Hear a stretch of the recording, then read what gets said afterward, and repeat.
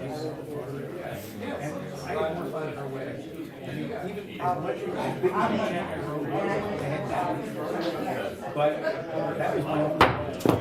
to call the meeting to order. Let's all stand for the Pledge of Allegiance. I pledge allegiance to the flag of the United States of America and to the republic for which it stands, one nation, under God, indivisible, liberty and justice for all.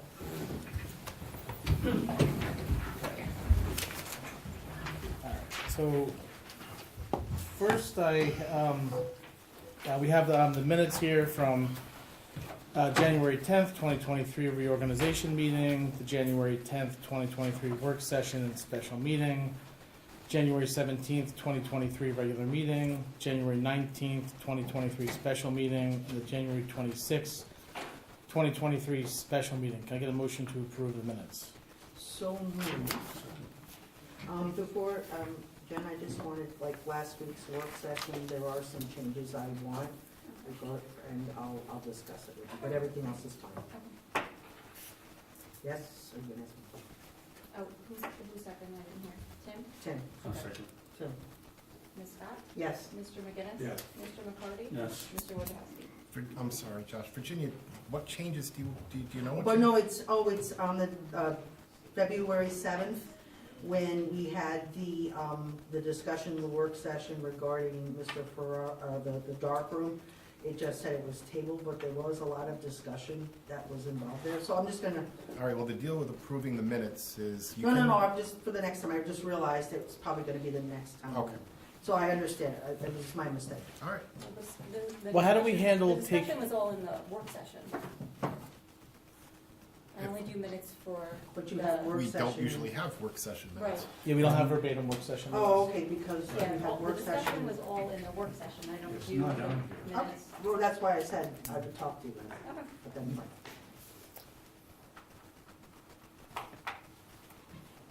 Can I get a motion to approve?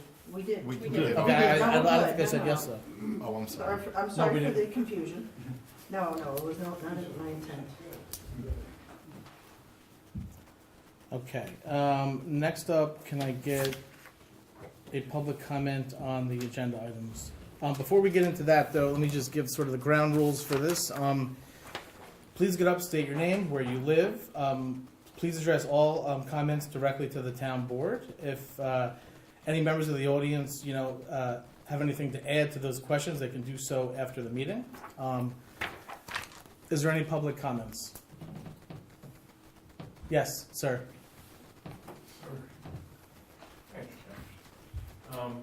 Bruce Bryan, I live at 80 Quaker Avenue. I'd like to speak on the presentation that you're going to hear from the Cornwall Park Townhouse, Cornwall Apartments LLC people. As my property abuts their property, and actually their property came off of my property back when Judge Lorden owned my house. I would just like to make the comment that my father spent many years in the village as the chairman of the planning board there, and Bob Quillen, who was on the ZBA in the village, I grew up with. And spot zoning was a pet peeve of theirs, and there's plenty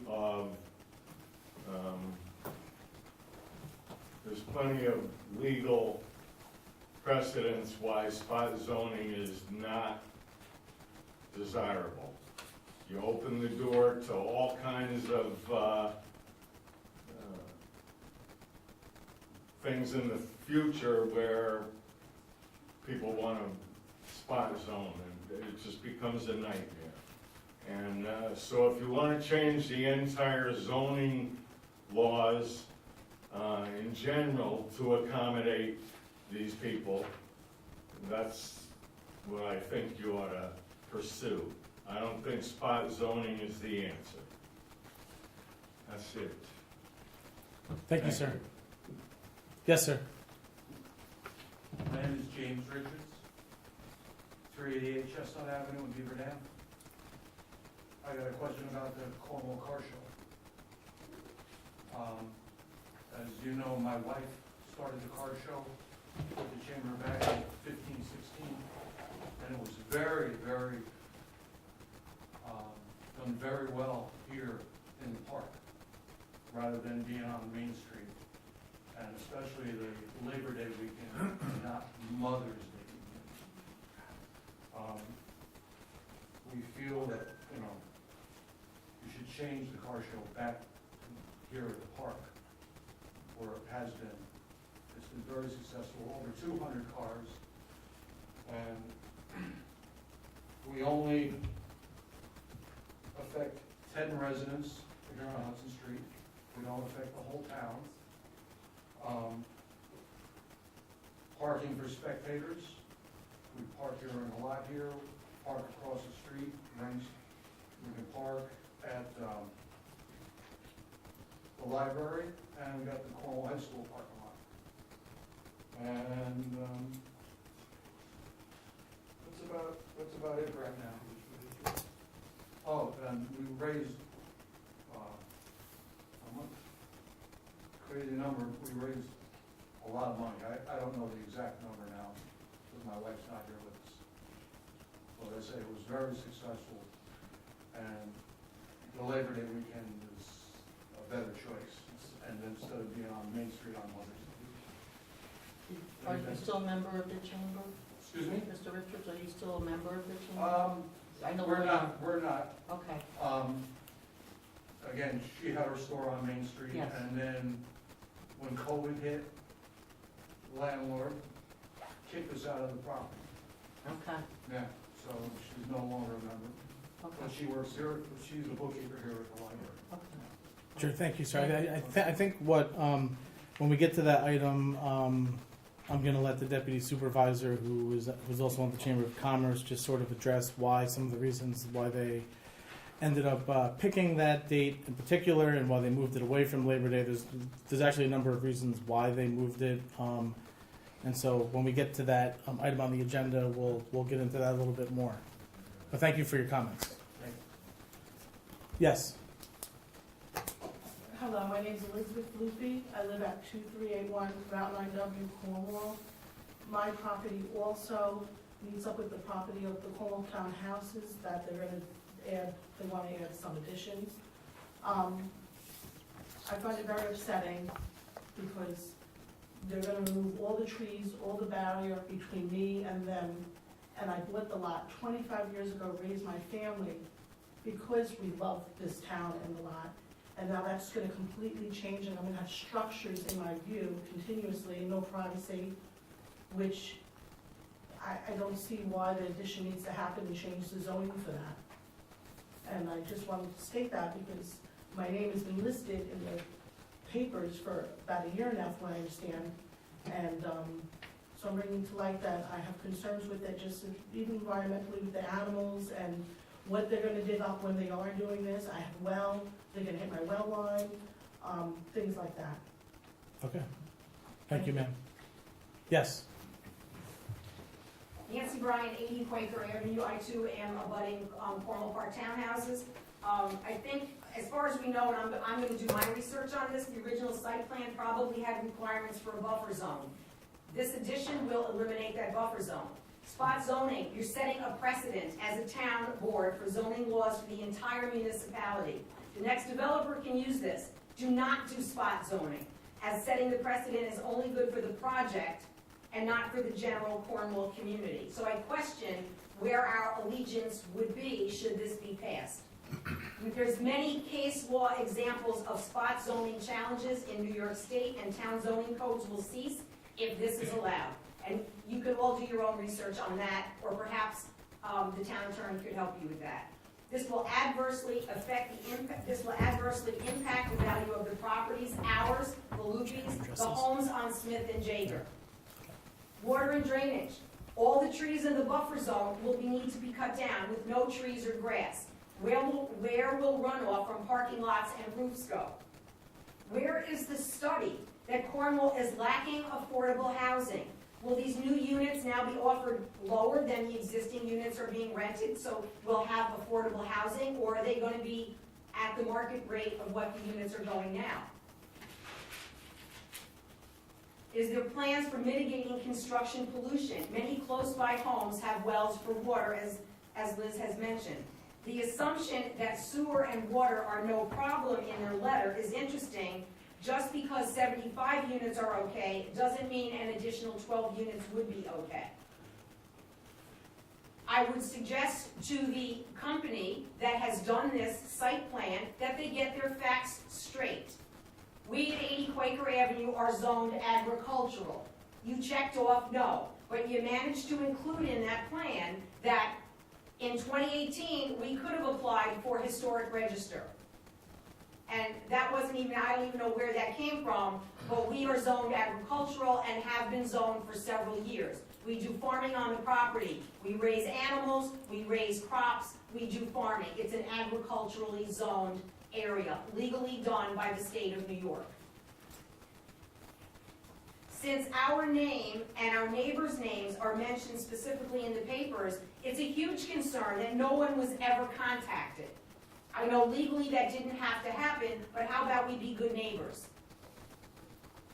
What's your plan for buffer fencing, etc.? And I'll put you on notice, our fence is not your fence. And to this board, it wasn't until I questioned the absence of the maps referenced that all of a sudden maps from last year were able to be made public. There was no maps made public before I raised that issue. The extreme lack of transparency should concern every resident of Cornwall. What else don't we know? Thank you. Thank you. Okay, so first up on the agenda, we have the petition to amend the zoning Cornwall Apartments 1 LLC. Let me just sort of set the table here real quick. You know, residents, businesses, and property owners, they make petitions all the time to the town board. It's simply, look, it's a request to a government official, body, or board to act on something. They're asking the town to consider a zoning change here. The first step is to make a request. They've done that. The second step, the town board in August of last year, we set an escrow for review of this. It's been with our consultants. This information has actually been available since that meeting. It actually would have been posted as part of that information package. So going back to that point in time, this has been on the agenda since last August. And so recently they contacted us and they asked us to make a presentation to the town board. And as I have, this is really just the start of a very long process, which I'll just let the town attorney maybe just sort of explain the process of this going forward, Sure. if it does. Sure. The property, as I'm sure you'll hear in the presentation, is located in an SR1 zoning district. However, it's developed as a multiple dwelling. Multiple dwellings are not allowed in the SR1 zoning district, so the property is a legal non-conforming use. As legal non-conforming use, there are only two ways to expand the use in order to build more buildings for the apartment complex. One would be to seek use variance from the zoning board.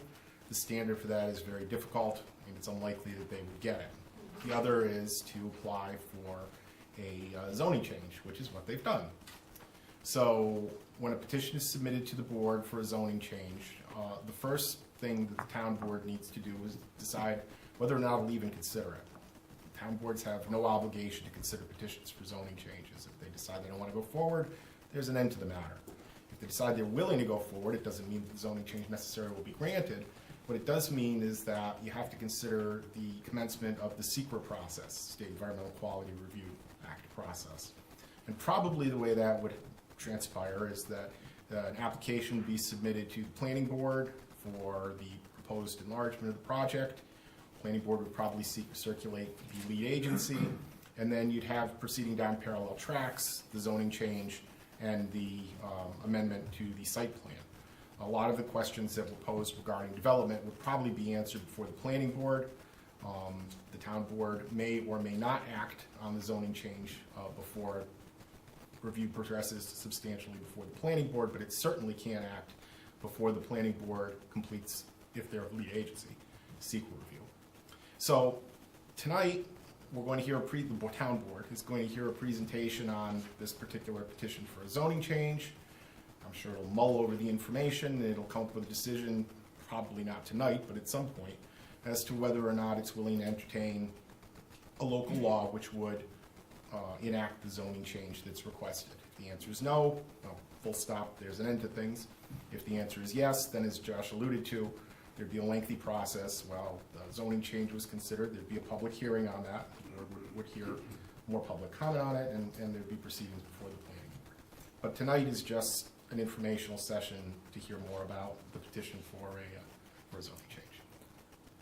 And so one of the reasons why we wanted to have them come before the town board and the public as well, this is being live streamed, recorded, is that I felt that it was best for the public and those who are concerned about this to actually get a presentation in person, because that's the best way to get information. And so that's why they're here tonight. They're presenting to the town board, but this is also for the public and the residents surrounding the property to have a look and to be able to see what they're proposing. And so I think really this is the best way for everyone to know what's going on, is to have this presentation. And so I guess with that, I'll let the applicant step forward and start their presentation.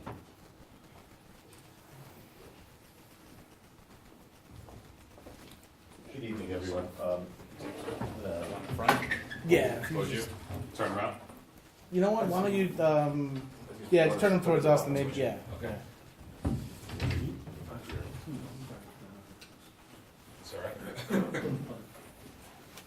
Yeah, that's true. Same as well. I'm happy to hold it for you. No, that's quite all right. Good evening, everyone. My name is John Capello. I'm an attorney with J&G Law, and I'm here with Adib Ben David, one of the representatives of the property owners and applicant. As it has been discussed a little bit, back in July of 2022, we submitted a petition to the town board to request that you consider a zone change for this property that is developed for a multifamily residential development. Along with that property, along with that petition, maps were submitted and filed.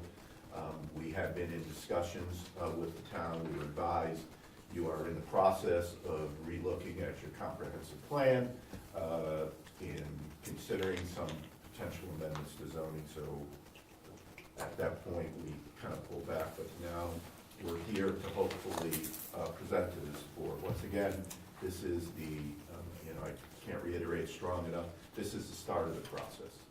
So we understand there are many questions that we have to answer, but a couple that I've heard that I'd like to relate to the board. One is, this property was built, approved as a multifamily residential. Some point beyond that, the property was changed so multifamily residential is no longer permitted in that zoning district. Now, what does that do? As Mr. Galba briefly explained, that limits the extent of improvements you can do to a facility. It limits the amount of repairs even, and substantially leads to facilities that are potentially being in disrepair.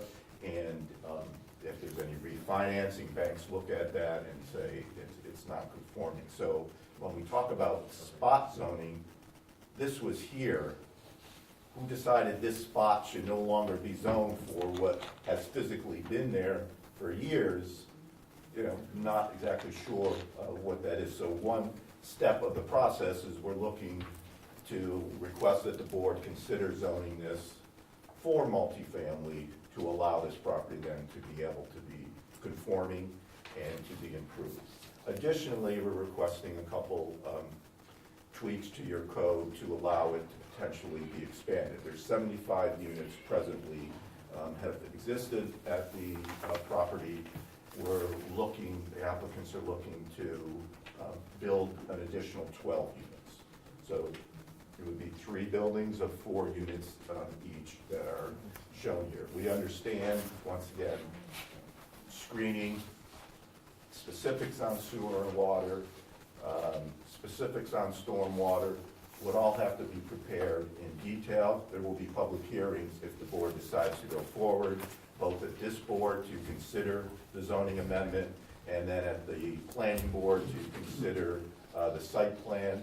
As Mr. Galba explained, there will be a State Environmental Quality Review Act that will be coordinated, that will look at the environmental impacts of this proposal. So we're not looking to shirk anything, but if you decide you're not even interested, there's no reason to go forward with that detail. So as part of that, we'd be happy to converse with the neighbors to see what we can incorporate to help address their concerns and mitigate. It's always difficult when you're looking at housing.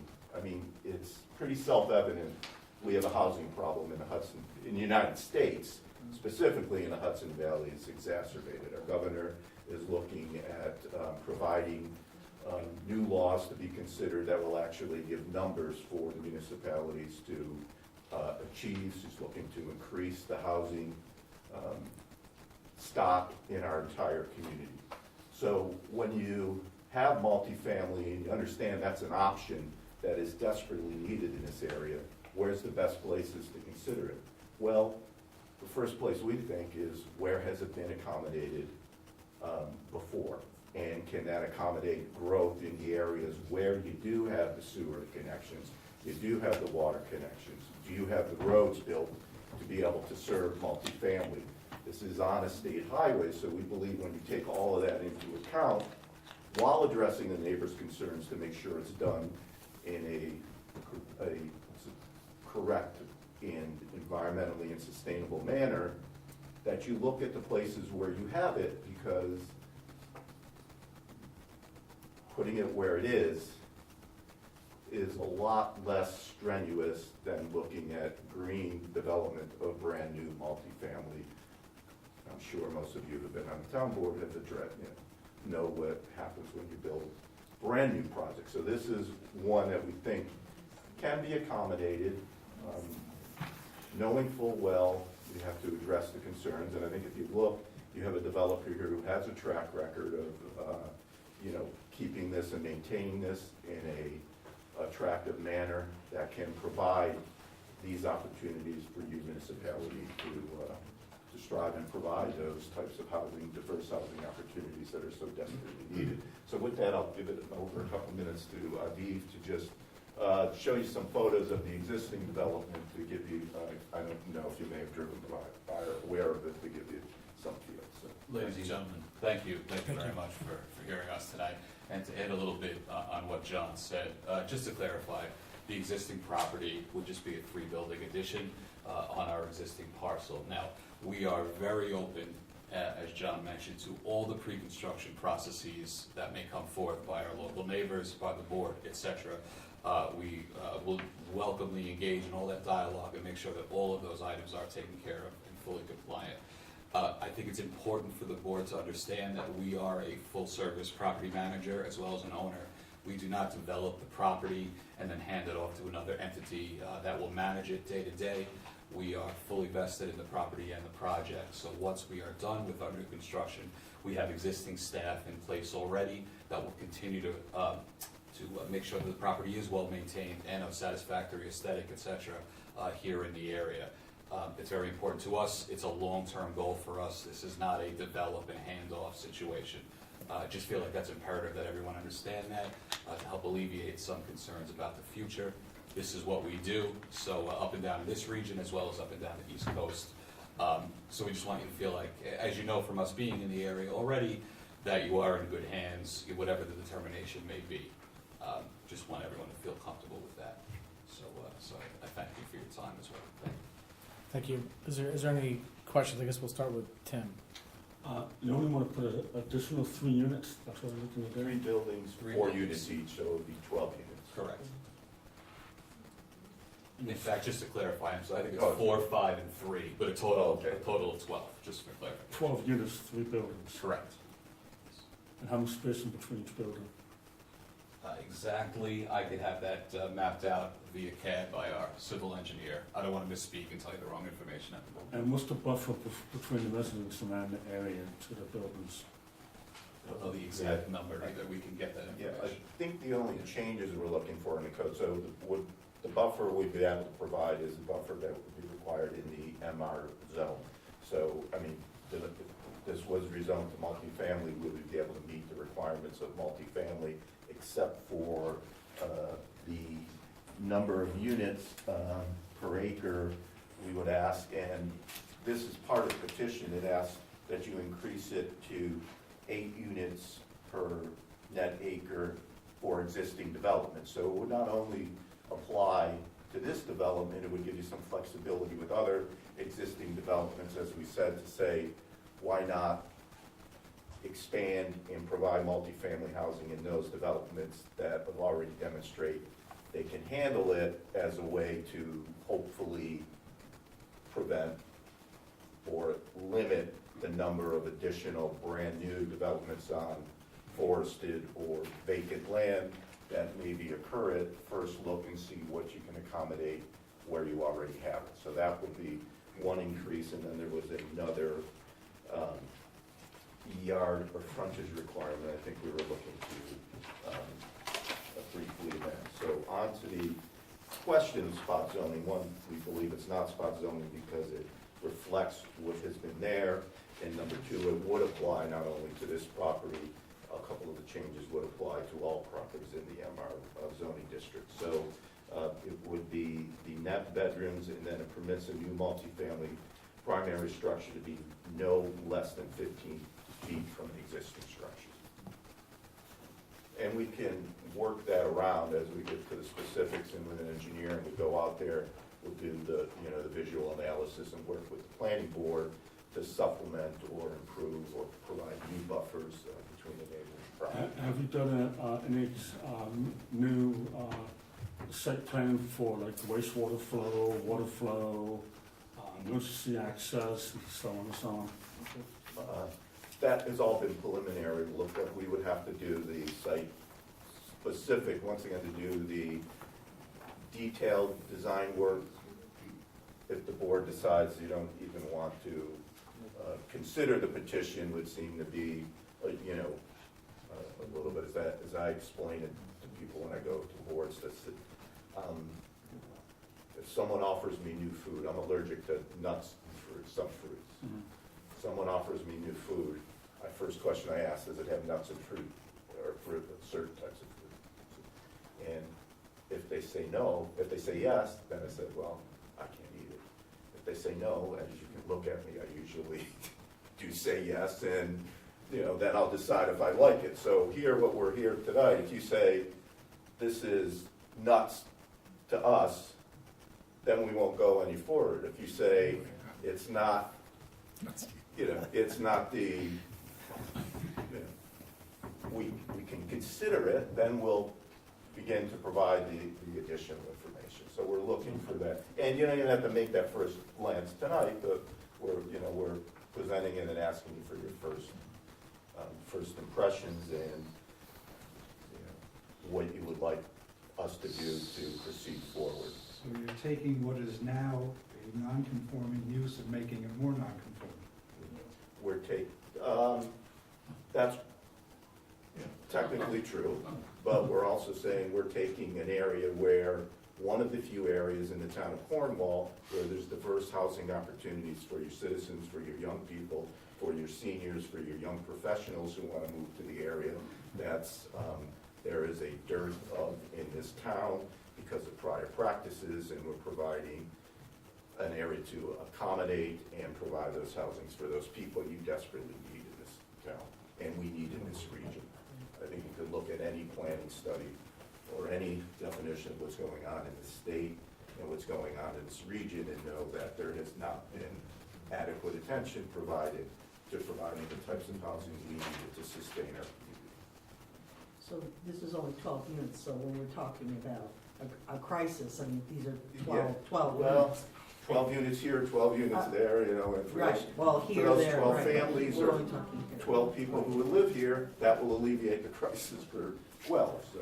All right, and there was a couple, I know it was in your narrative, this idea of affordable housing, is it Are you proposing that, or is it market? It is not our intent right now to do anything in that realm. What we Right, so you're gonna market rate, What we correct? intend to do is evaluate our market rate presently consisted in that Yeah. complex and maintain that rate, Right, because we know, I mean, Cornwall, you know, it's pretty high. undoubtedly. So it's That not is- really gonna be affordable, like, you know what I'm saying? I know what the governor is saying, but, I'm not necessarily the one on behalf of the firm to speak on the actual rate that will be determined, but it is the plan to Okay. maintain that rate, like, because I'm thinking seniors, they're not gonna be able to afford to live here. potentially. Young But we families are are- open to any option at this time. I don't want to rule anything out Right. at this point. Right, I'm just trying to clarify what Sure. you're saying. Okay.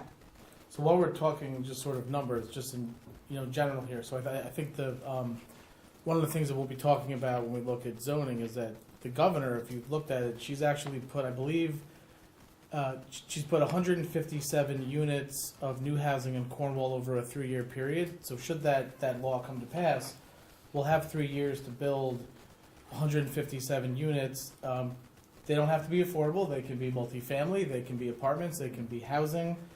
If Cornwall does not build them, and this is only if this comes to pass.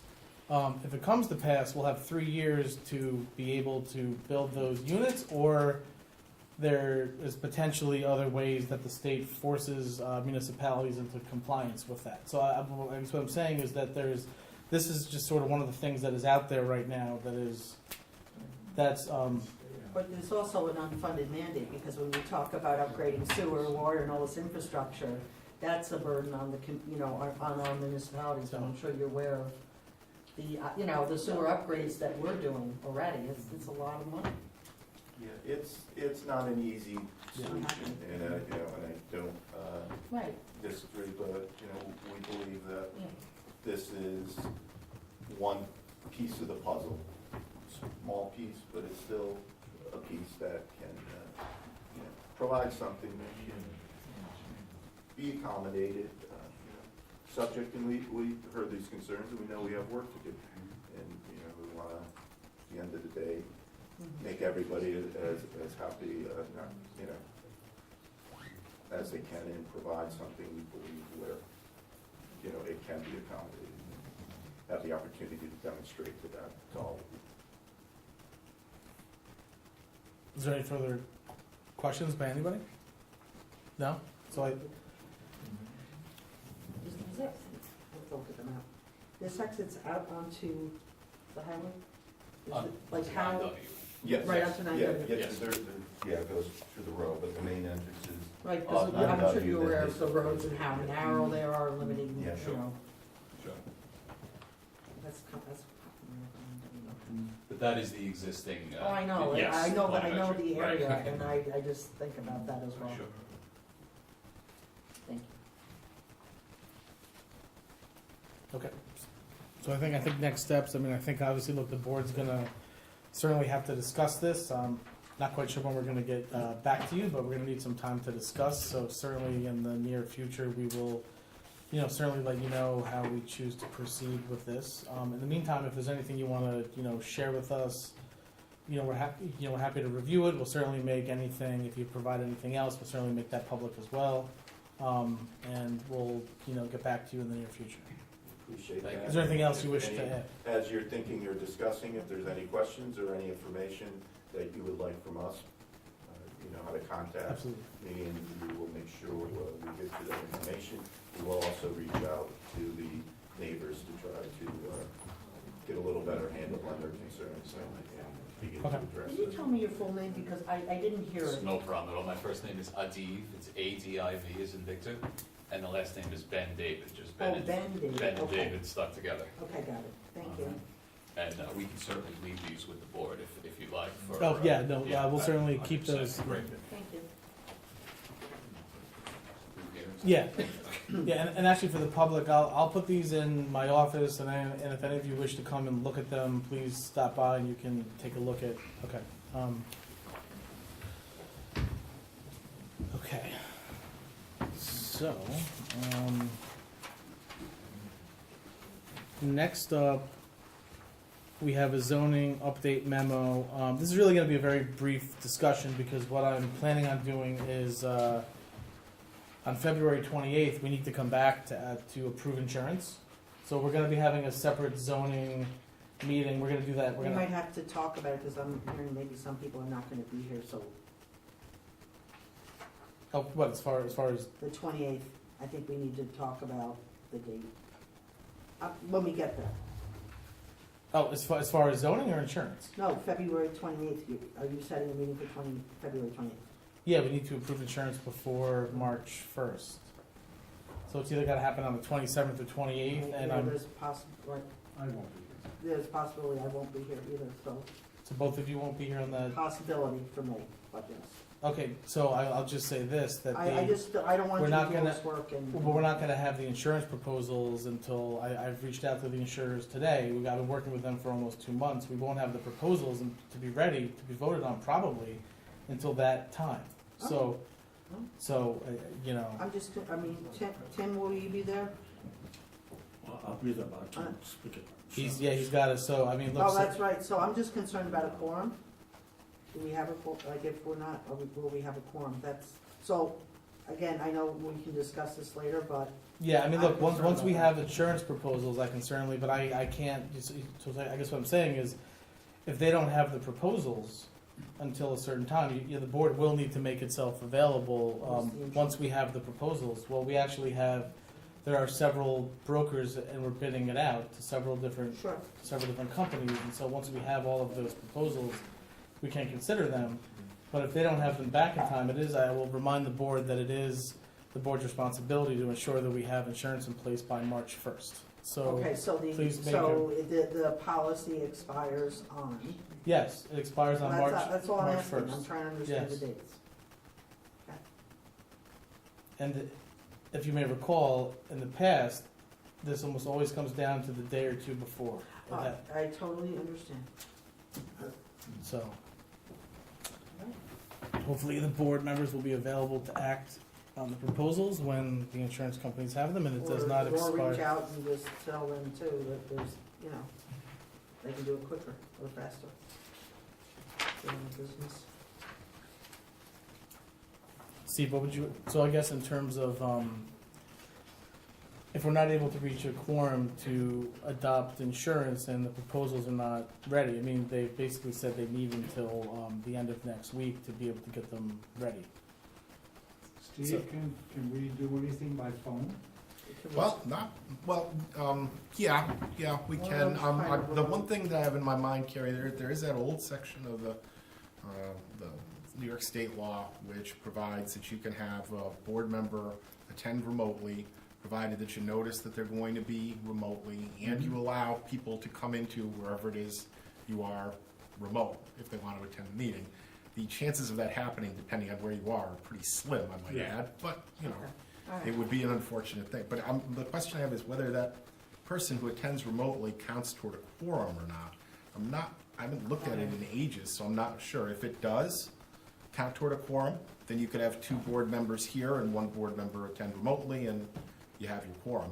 If the person doesn't count toward a quorum, then you have a problem, and we'll have to work out a scheduling matter, or somebody's gonna I have know to. the Board of Commissioners, I'm sorry? The Board of Commissioners as fire commissioner, when I was a fire commissioner, it was on Zoom, and some people had to see, we had people on Zoom and stuff, it did count as a quorum. So people could be online, and people could also be at the meeting, and it was a quorum. No, that's fire commissioners.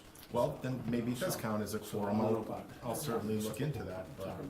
But I would ask for when we get out of here, later, the board, it would be very helpful if the board would give me their availability for the next 2 weeks, so we can schedule a special meeting, and, and then we will schedule when we have the ability to have it. So I'm gonna be asking that, tonight, if you could let me know tomorrow, Of your course. availability. Of course. Okay. So in terms of this memo, at whatever meeting we are doing insurance at, this will be a zoning workshop as well, so I will be putting this on that same meeting.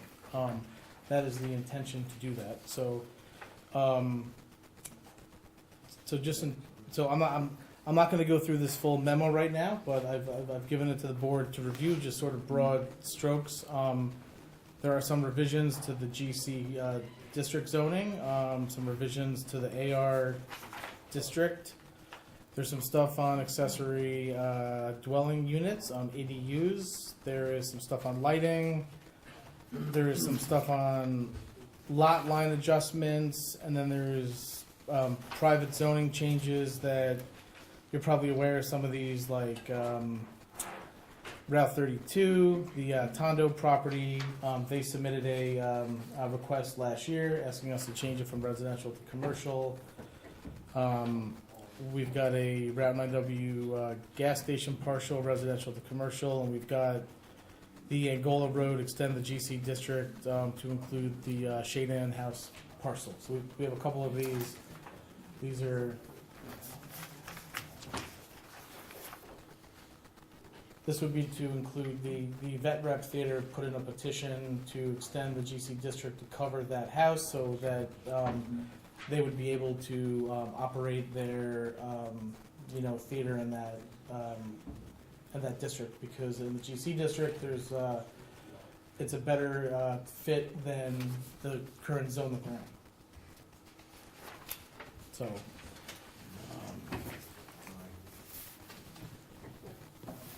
All right, so, next up, we have the resolution to open up the darkroom, reopen the special use permit. So, the board, I believe, Ms. Scott, she asked for a letter from the darkroom applicant, James Ferrara. He supplied that last Friday, and my understanding is that we're in a good position to be able to reopen the vote and then hopefully authorize a special use permit tonight. Is that the understand, or are we not? No, as far as opening the meeting, I thought we had to actually discuss some things in like to open up reopen the meeting, that's fine. It was the special use permit, I know you gave this to us to look at. The language.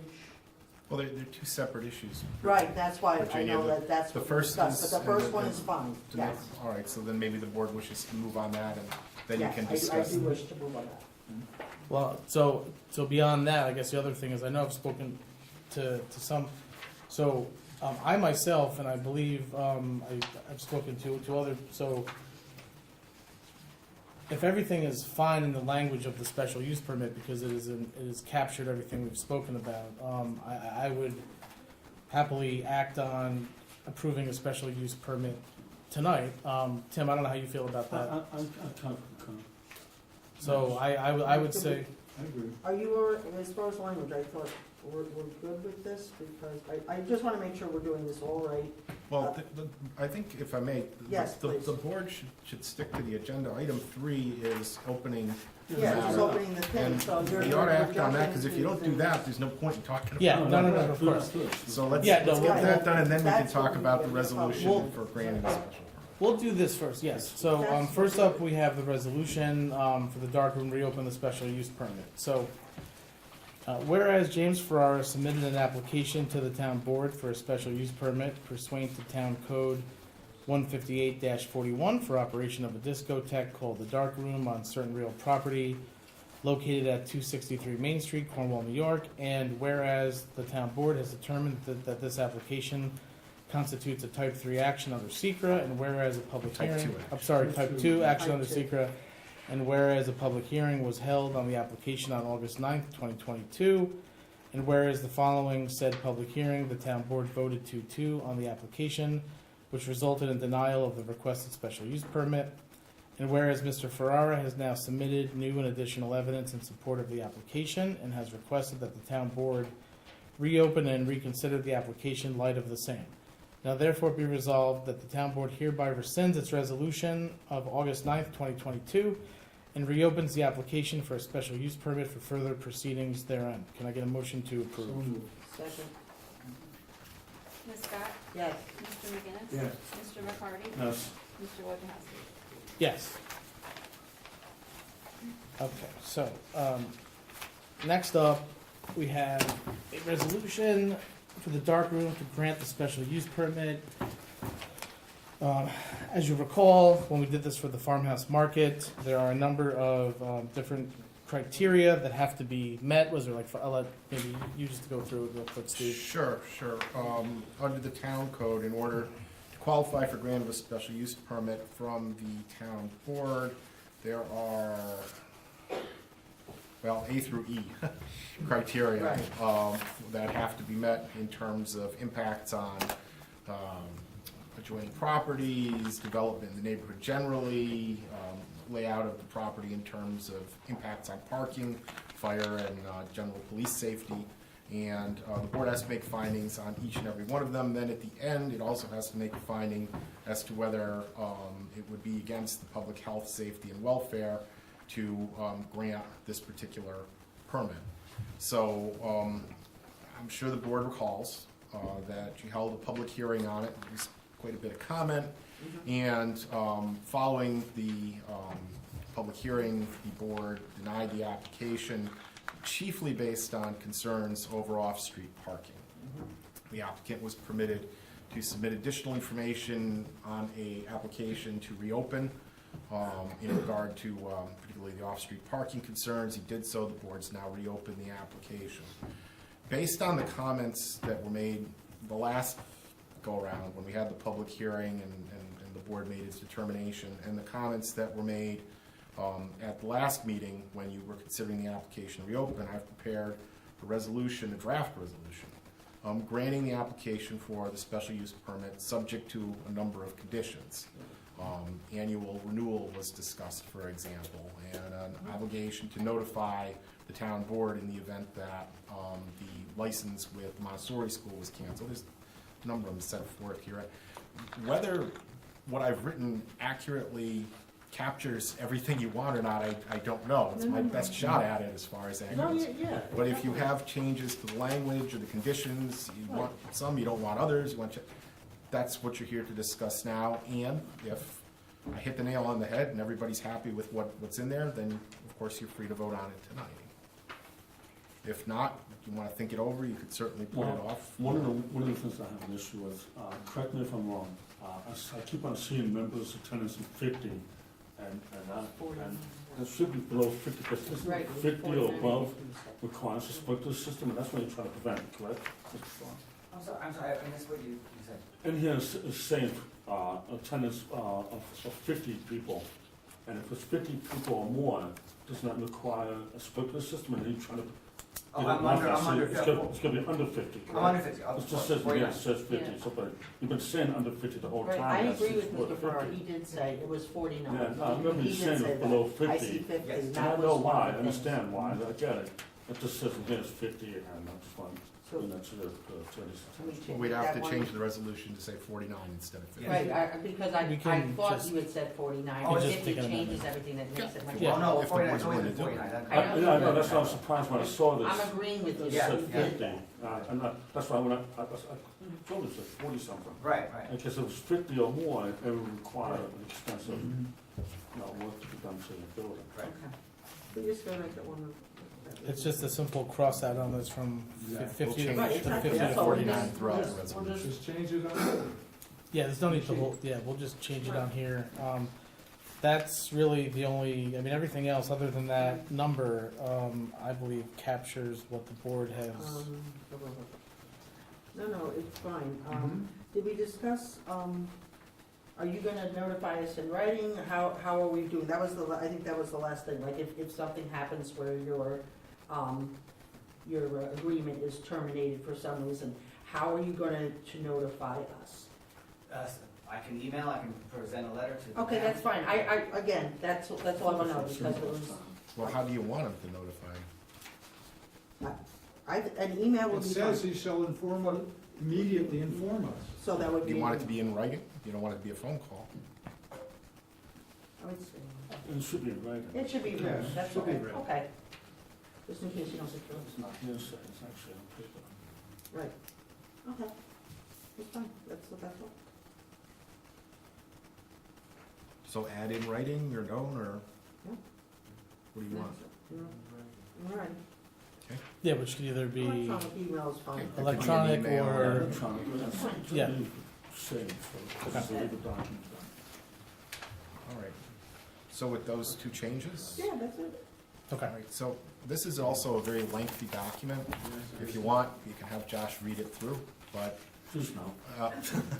so the thing to do then would be to make a motion to waive the reading, and if that's approved, Josh could go down to town board vote on. Gotcha. Just read motion. Make a motion that the reading be waived. Second. Ms. Scott? Yes. Mr. McGinnis? Yes. Mr. McCarthy? Yes. Mr. Wojciechowski? Yes. Okay, so now we're in the part where it says, town board vote on application for special use permit. Can I get a motion to approve the special use permit for the dark room? So moved. Second.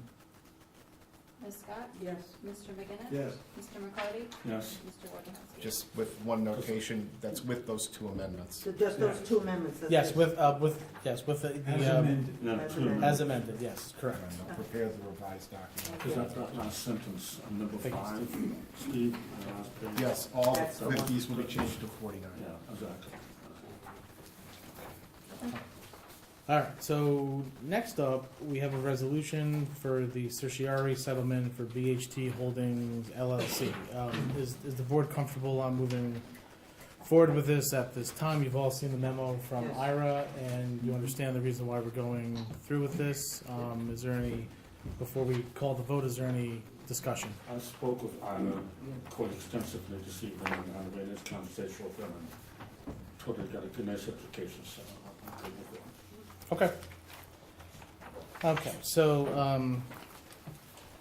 whereas, challenges having been filed by the property owner below challenging real property tax assessments on the town's assessment roll with respect to the following parcels, property owner BHT Holdings LLC, 9 Tamara Lane, tax ID 22-2-6, for the years 2019 to 2022, whereas the petitioner's court challenges are now pending in Supreme Court, Orange County, and whereas the town and property owner have reached a mutually agreeable resolution, now therefore be resolved as follows, that the special counsel to the town is authorized to execute a settlement on behalf of the town for assessments for no less than the following: 2019 to 2021 discontinued, 2022, the original assessment has been reduced to $650,000. It's an assessment reduction of $71,300. Can I get a motion to accept the resolution? So moved. Ms. Scott? Yes. Mr. McGinnis? Yes. Mr. McCarty? Yes. Mr. Wojciechowski? Yes. Okay. So next up, we have a series of bond resolutions. So I'll just remind the board that these take 4 votes in order to pass. And so the first one that we have in our package, this is going to be the one for the buildings and grounds truck. And so because these are really long, I would ask that we waive the reading of these resolutions if the board is okay with that. First I've got a motion to approve the bond resolution authorizing the acquisition of buildings and grounds equipment, stating the estimated maximum cost thereof is $60,000, appropriating said amount for such purpose and authorizing the issuance of bonds in the principal amount of $60,000 to finance said appropriation. Can I get a motion to waive the reading of the bond? I'm sorry, of the resolution. We're just I'm not motion. Yeah, I'm still trying to grab it from my.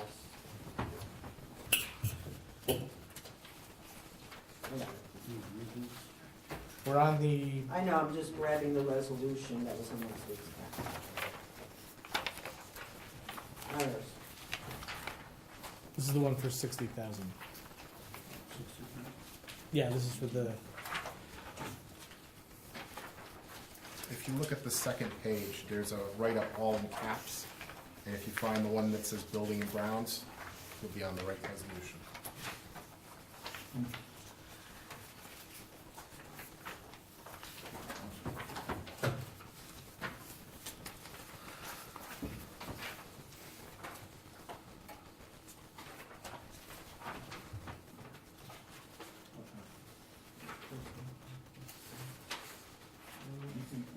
seeing it, so this one's good. Yeah, it was in last week's package. That's why we're going through last week's packet. Yeah, That's so, why so, you see you know, it so going we through the always, pages. you know, if something comes out the week before, we don't I print. know. No. Oh, there. Tim, you have it, right?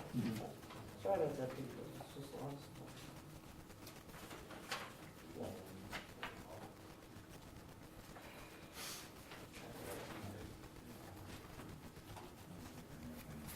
That's what I'm looking for.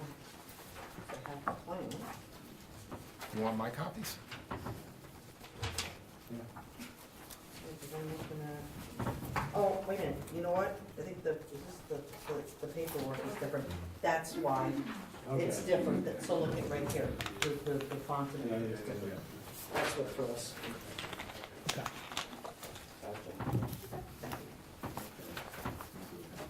Now we're on.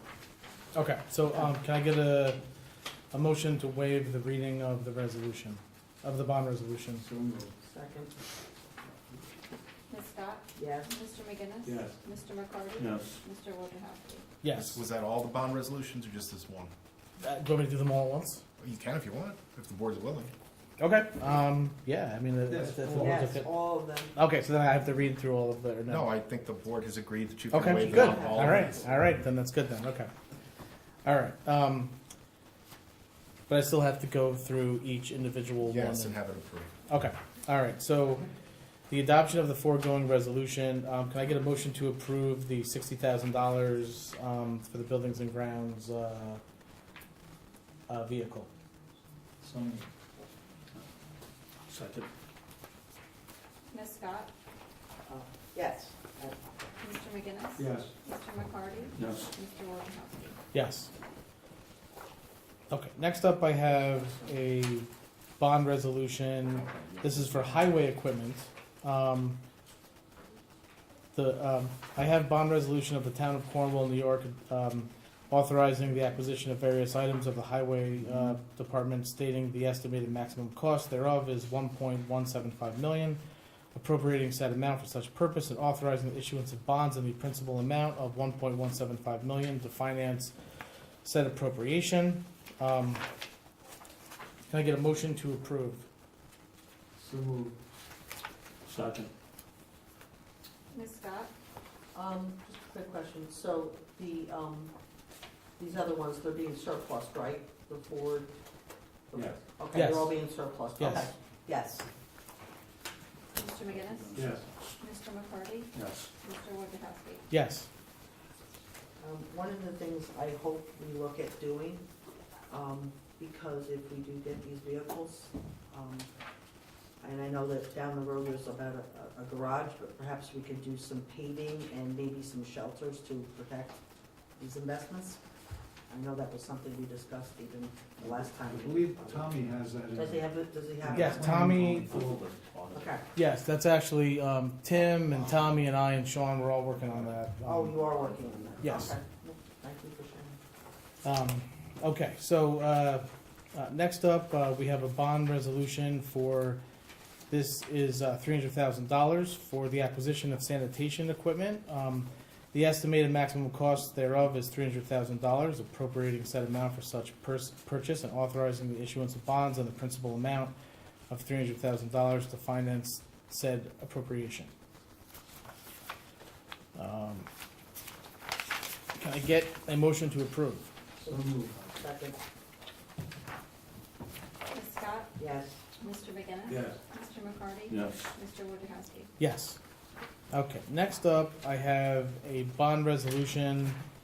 This is to authorize the preparation of preliminary plans and specifications in connection with the proposed drainage improvements in the Hasbrook drainage area, stating the estimated maximum cost thereof of $350,000, appropriating said amount for such purchase, and authorizing the issuance of bonds in the principal amount of $350,000 to finance said appropriation. This is for we received a grant from FEMA Dishes to pay for the design and planning of the Hasbrook Drainage Project, and this is to borrow that money, and will be reimbursed once we complete the study by through the grant that the town's been awarded. Can I get a motion to approve? So moved. Second. Ms. Scott? Yes. Mr. McGinnis? Yes. Mr. McCarty? Yes. Mr. Wojciechowski? Yes. Okay, so next up, I have a bond resolution of the town of Cornwall, New York, authorizing the removal and relocation of an existing water line located on Continental Road, stating the estimated maximum cost thereof of $400,000, appropriating said amount for such purpose, and authorizing the issuance of bonds in the principal amount of $400,000 to finance said appropriation. This is in order to, this is part of the Continental Culvert project where we have to move, we have to do something with the water line, and FEMA will reimburse us for this, but in order to do that, we need to have the funds on hand, and so we'll be reimbursed upon the completion of this project. Can I get a motion to approve? So moved. Second. Ms. Scott? Yes. Mr. McGinnis? Yes. Mr. McCarty? Yes. Mr. Wojciechowski? Yes. Okay, next up, I have a bond resolution of the town of Cornwall, New York, authorizing the construction of street lighting improvements, stating the estimated maximum cost thereof, $700,000, appropriating said amount for such purpose, and authorizing the issuance of bonds in the principal amount of $700,000 to finance said appropriation. We're gonna do this in a few minutes, but the real term IGA, in order to provide a certain amount of cushion in case there's any cost escalations or anything associated with the project, it's been recommended that we borrow up to this amount, or rather we authorize the borrowing up to this amount. It doesn't mean we're gonna do it, but it allows us to in the event that we need to spend that much to complete the project.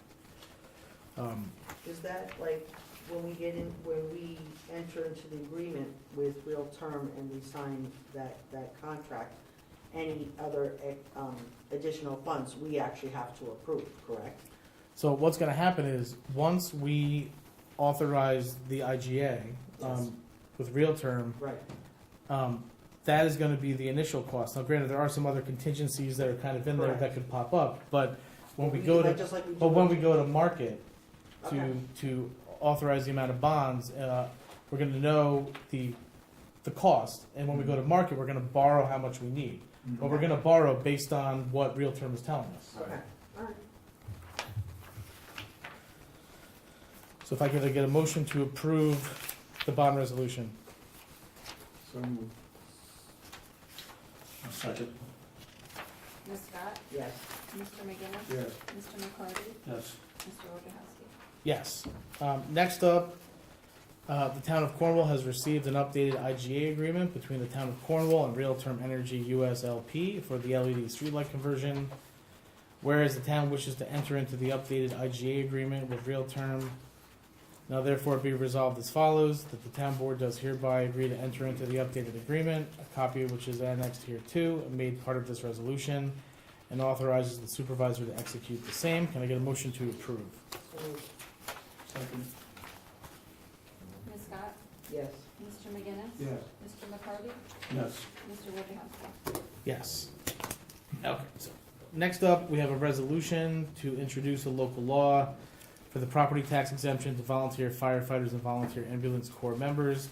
So what I thought the board decided to do is that, since we're not gonna make the taxable status date of March 1st, we are going to introduce the new local law, and the plan would be to schedule a public hearing for the first March work session, to start that process of putting the new local law into place. That would put into place the governor's, the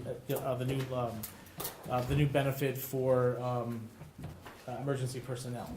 So the law that we're introducing is basically one that you've seen last week, that Mr. Gaba has drafted, and so I would recommend, if we could, that we schedule a public hearing for the March 14th work session. Okay. Can I address the public? Sure. On this new law that we want to do for firefighters and EMS workers, it's like a 10% property tax reduction and so on and so on. There's actually something on the books currently in the town of Cornwall. I definitely want the people to know that, because anybody who could pass that on to neighbors, family members, so on and so on, in the volunteer fire service EMS system, please pass that on to them. They could go and see the assessor. She has paperwork for this year, that could be done for this year. And then next year, I know Orange County is working on something, so it's gonna be not only the town of Cornwall, but also the county of Orange, and a few other towns will to get together. So in 2024, this will be a real good thing for the volunteers and help retain some of our firefighters and EMS workers that volunteer their time. So just want to bring up to speed, like those who volunteer our time now could go and still get like something that's from the assessor's office at this time, before March 1st. So, that's it. Thanks. So could we, Maybe we could post something, on social media, just. yeah, in fact, I had Conversations on the suggested, meeting. when I had met with Tim earlier today, I said that we would get something up on social media, maybe along with the attachment to the form onto the website. Because it seemed that, even though this law's been on the books since I think 2005, I'm not sure why, but not many people in Cornwall seem to know about it. So, I'm not sure what had happened over those previous years. But I think we can certainly do our best to get the word out over the next couple of weeks. But we have to vote on this, so can I get a motion can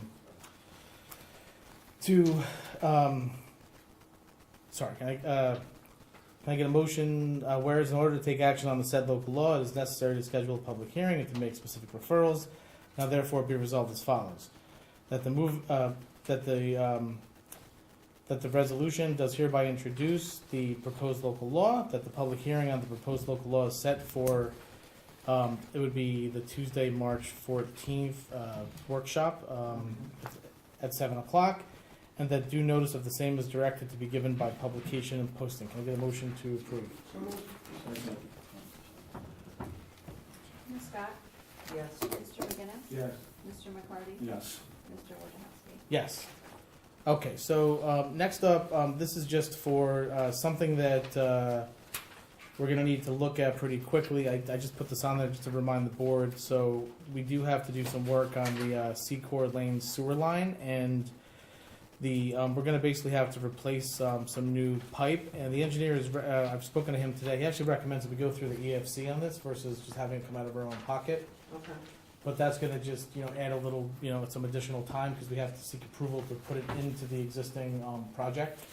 So at the next meeting, we'll get a resolution drawn up and we'll get this taken care of. Something that does have to happen before the end of the month, and whenever we hold the meeting for the insurance, as you're aware, we have the situation where we have the Cornwall Sewer District Phase 2 improvements coming in like $3 million over, and we have to decide are we going to move forward with this project, being $3 million over, or are we going to scale it back and reduce the digester component of the project that's going to save multiple millions of dollars. That's not required to be in compliance with the DEC, but we have to decide. And so what we would need to do is, if we're going to decline the bids, we have to basically pass a resolution declining the bids, and we got to start the process over again. But the engineer says that we really need to get moving on this, and this needs to happen by the end of the month. So whenever we're I'm going to be working on insurance, which is hopefully in the next week and a half, we can do this as well. I would ask if you have any questions about this. I'm not a technical expert, but certainly reach out to Sean or Michael Lamoureux, because they're the ones that are directly dealing with this for MHE. Yes, we'll put this on the workshop for March 14th. No, this has to happen like in February. Okay. Yeah, so whenever we come back to do insurance, we need to do this too. Okay.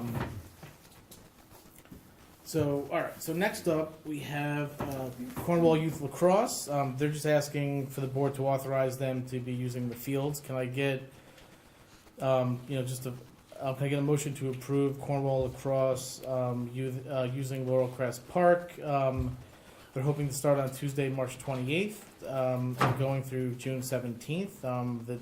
The days and hours here are explained. Can I get a motion to authorize? So moved. Second.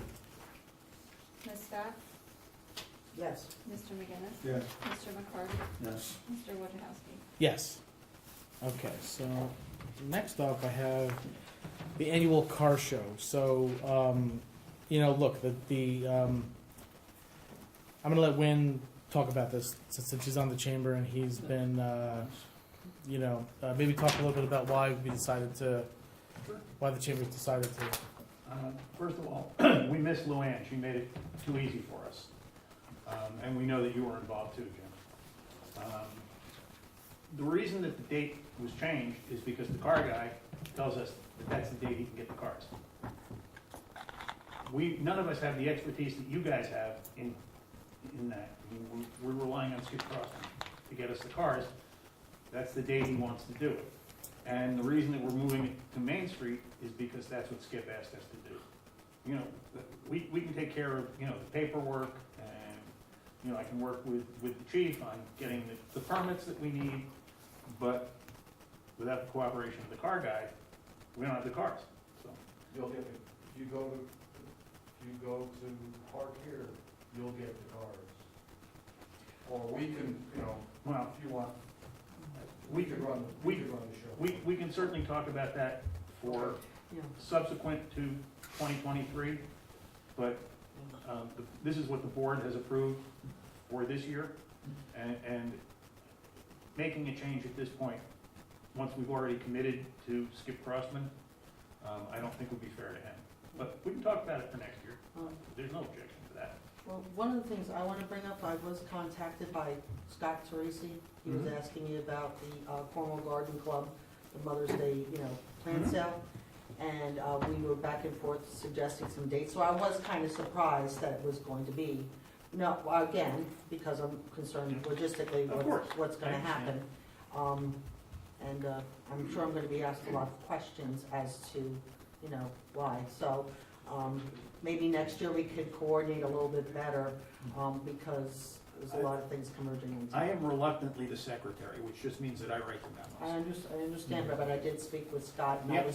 I was surprised to see this letter last week. Like I said, we miss Luann. Okay.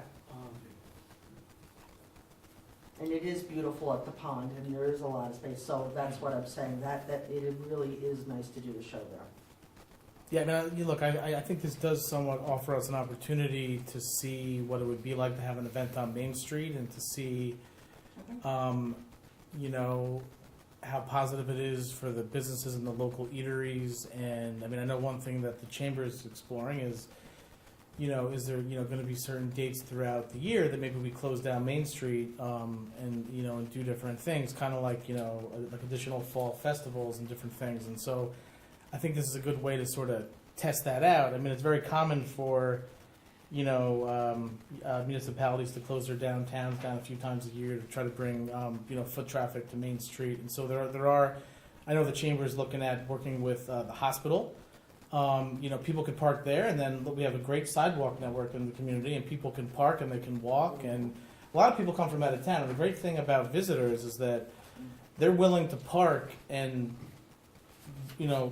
walk to things similar to 4th of July. So I think if people are coming in from out of town, to come to the car show, because that's the goal, is to bring people in from out of town. And so they can park in the hospital. There's plenty of spots, in and around Main Street, Town Hall parking lot, yes. If I may, I've exchanged emails with the Vice President of Operations at the hospital, and we're now working out the details. They seem to be agreeable to allow us to park there for the car show and also for the Fall Festival. Nancy made mention last week that we fill up the DeChico's lot for the Fall Festival, and that makes it difficult for people who want to come in to shop. So I immediately reached out to my contacts at the hospital, and we're going to make that work. They're agreeable. And as far as the chamber, you have to bear in mind, and this is for your benefit too, Jim. We're coming off of about 2.5 years of the pandemic, and we're trying to build the membership back up and bring back some of the activities back to their former glory. So, that's part of the struggle as well. But again, let's talk for the 2024 car show and, see where we go with that. You have anything to say, Tim? I kind of wish that you were here like last week or last month, and We didn't hear about it until we heard about the meeting. We didn't know anything about it. Yeah, I'm so sorry. Yeah, No, I'm sorry. or we would have been, I would have been here. Yeah, I would have been here. So what Mr. Gold is saying, is that acceptable to you guys, or are you willing to? Well, I've got no choice, but as I said, the Memorial Day weekend at the park I remember, here is I go to- 100% better. I go to it every year, it's a wonderful event. Yeah. It is. And you got limited space to park on Main Street.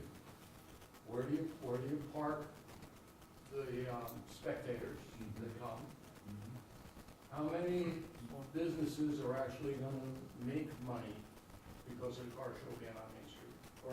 Or lose. And how many people are gonna be affected on parking, closing Main Street off for 3/4 of the day? You bring up an excellent point. One of the things I really want to happen, I want communication with the business owners. I've dealt with some ramifications of that, and they need to know. We're working on that. aspect of it. And just like There's gonna be, I agree with you. there's gonna be a Montgomery? flyer handed out. We're gonna do it. Okay. So we're already working on the Montgomery Car Show, when they do that in October, all the businesses give coupons to the car show people, not for that day, but to go shopping at a later, some kind of discount coupon, come to the restaurants or whatever and do it that way. Because because it blocks up Montgomery, it's all blocked Oh, yeah, when they do that in October. It's just another way, And I tell you, there's a bunch of us that won't be in the area on the weekend of the I've got a lot of followers, Is Dave, there, Hudson Valley Hot Rods and, the Hudson Valley Florida Association. We bring a lot of people, that come to the car show. sure. Our friends, you know what I mean, or my friends, or Dave's friends, or whatever, that might not show up. Is there, I'm sorry, I don't have the paper in front of me. Is there a rain date just in case? that. I The just, following day, which is. the following day. Yeah, Okay. again, A Mother's Day? Yeah. Oh, boy. I don't think that's a good idea. I don't either, to be honest with you, but, I don't know who came up with that. That's not a good idea. well, again, we come back to, I understand. the guy who brings us the cars. I feel very bad for all the hard work that people are gonna do, and I'll keep my fingers crossed for people. That's all we can do. That's all you can do. Okay. Okay, so if I could get the board's approval to have the car show on Saturday, May 13th, with a rain date of May 14th, obviously subject to submitting proper special event form and paperwork and all of that stuff. Right, but I'm sorry, logistically, perhaps Chief Gephardt, you can answer this question? Sorry for now. Oh, okay, I'm pretty much okay. All right, how are we gonna handle the road closure? Are we gonna have just simple barricades, or are we looking to bring in those heavy trucks again? Now they've been doing this recently for the events, how have you, maybe I'll just say, have you given some thought on that? Oh, yeah. I'm really concerned about all these cars and then having, Yeah, I mean, if we can get the highway trucks, I mean. That's standard protocol going forward. Yeah. We do that for all. I of mean, them. I've seen in other municipalities, they have different barriers, that's why I'm asking the It makes question. it a lot easier on us, the police department, but I don't know their availability. Yeah, I mean, look, so standard, I mean, we'll certainly work with the highway department, because pretty much all events where we close off large spaces like that, we do want to have the highway trucks to protect against that, so I'm sure the highway department will be accommodative of that if they have enough notice, so, I'll work that out with the chief when the time comes. Okay, so next up, we have the Cornwall Goes Green Recycling Day, and so this year would be on June 17th. This is basically the Cornwall Greater of Commerce annual recycling day that we do every year. I'm sorry, you didn't approve this. I'm sorry. Sorry about that. I jumped the gun. Yeah, can I get a motion to approve the annual car show for Saturday, May 13th, or a rain date of Sunday, May 14th?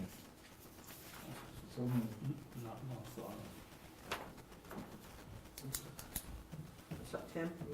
I'm gonna second because I wanna see a car show happen, but, you know, next time, this has to be thought out a lot more detailed and with everybody involved in Yeah, I the just think there should have process. been better Because it seems like a communication. big chunk of the people been left out, Yeah.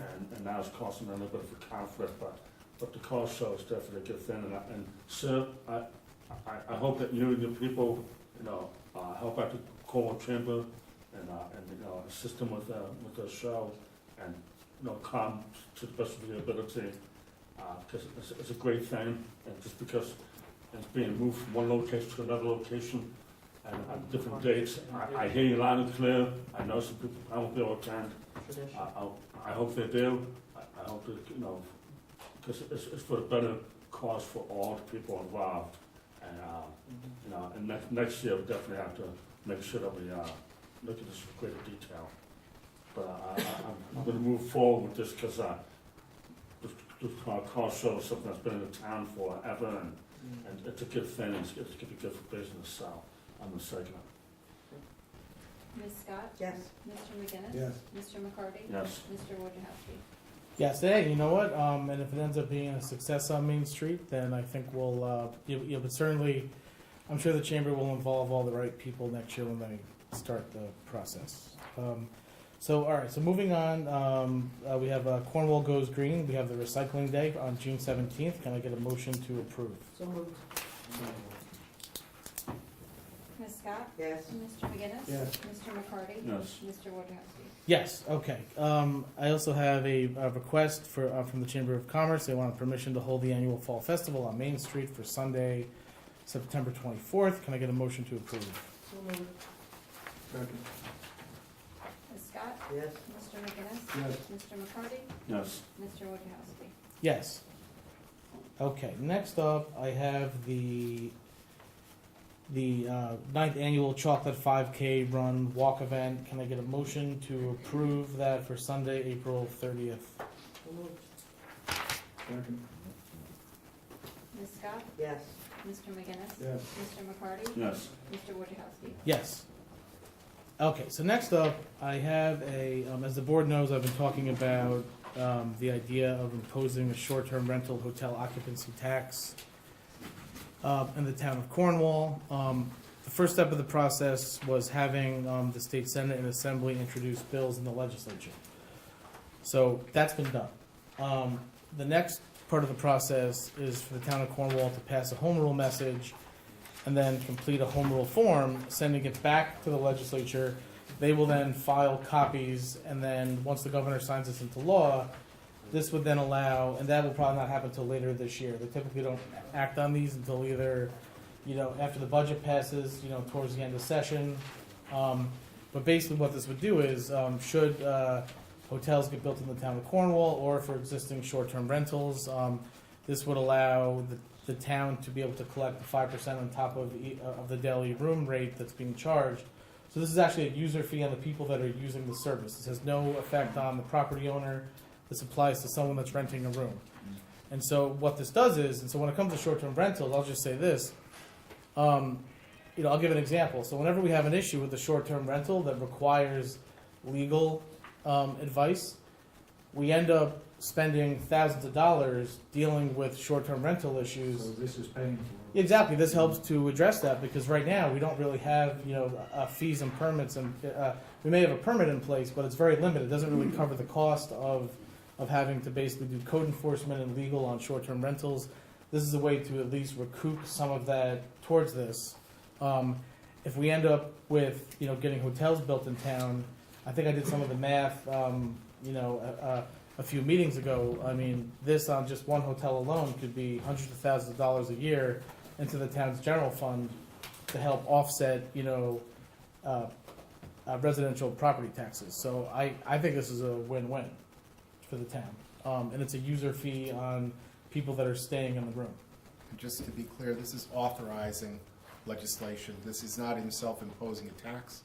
Right. If this So it's passes just the authorizing legislature, legislation, so this is not coming the through. town board can still craft, if it's Yes. inclined, the law to impose a tax however it wants. If it decides it doesn't want to, it doesn't have to. But you need the authorizing legislation before you address the issue of, what you're gonna do and how you're gonna do it as far as. This just lets us have the option to do that. Okay, so I have a resolution authorizing execution and submission of a home rule request allowing the town of Cornwall to impose a short-term rental and hotel occupancy tax. Whereas the New York State Legislature is introducing special legislation to allow the town of Cornwall to impose local taxes on short-term rental and hotel occupancies.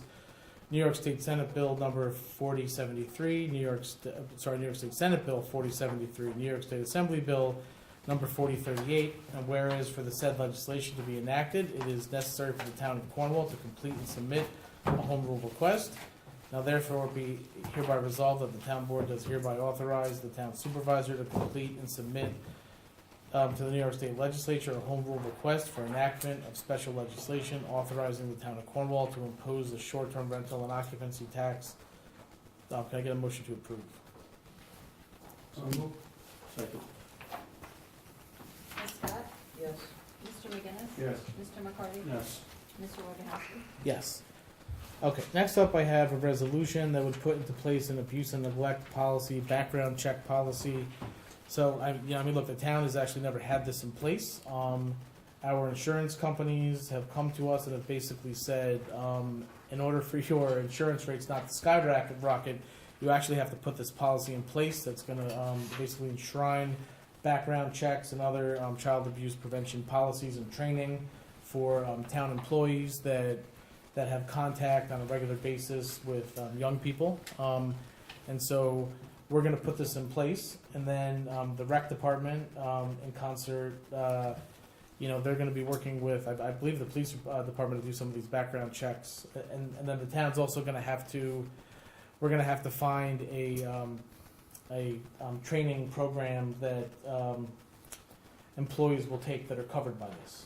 So we're going to have to, that's something we're going to have to do after we put this into place. Do they do that like with educators and anyone, like there is a child abuse and neglect workshop at BOCES? I don't know if you know what No, that. before we start talking about paying for training, No, it's not no paid, matter like who, the no matter person who, pays I for it. understand that, but no matter who your insurance company is or whoever insures you, VFIS and other insurance companies have this training for free Oh, okay, online. that's a good thing Annually. to know.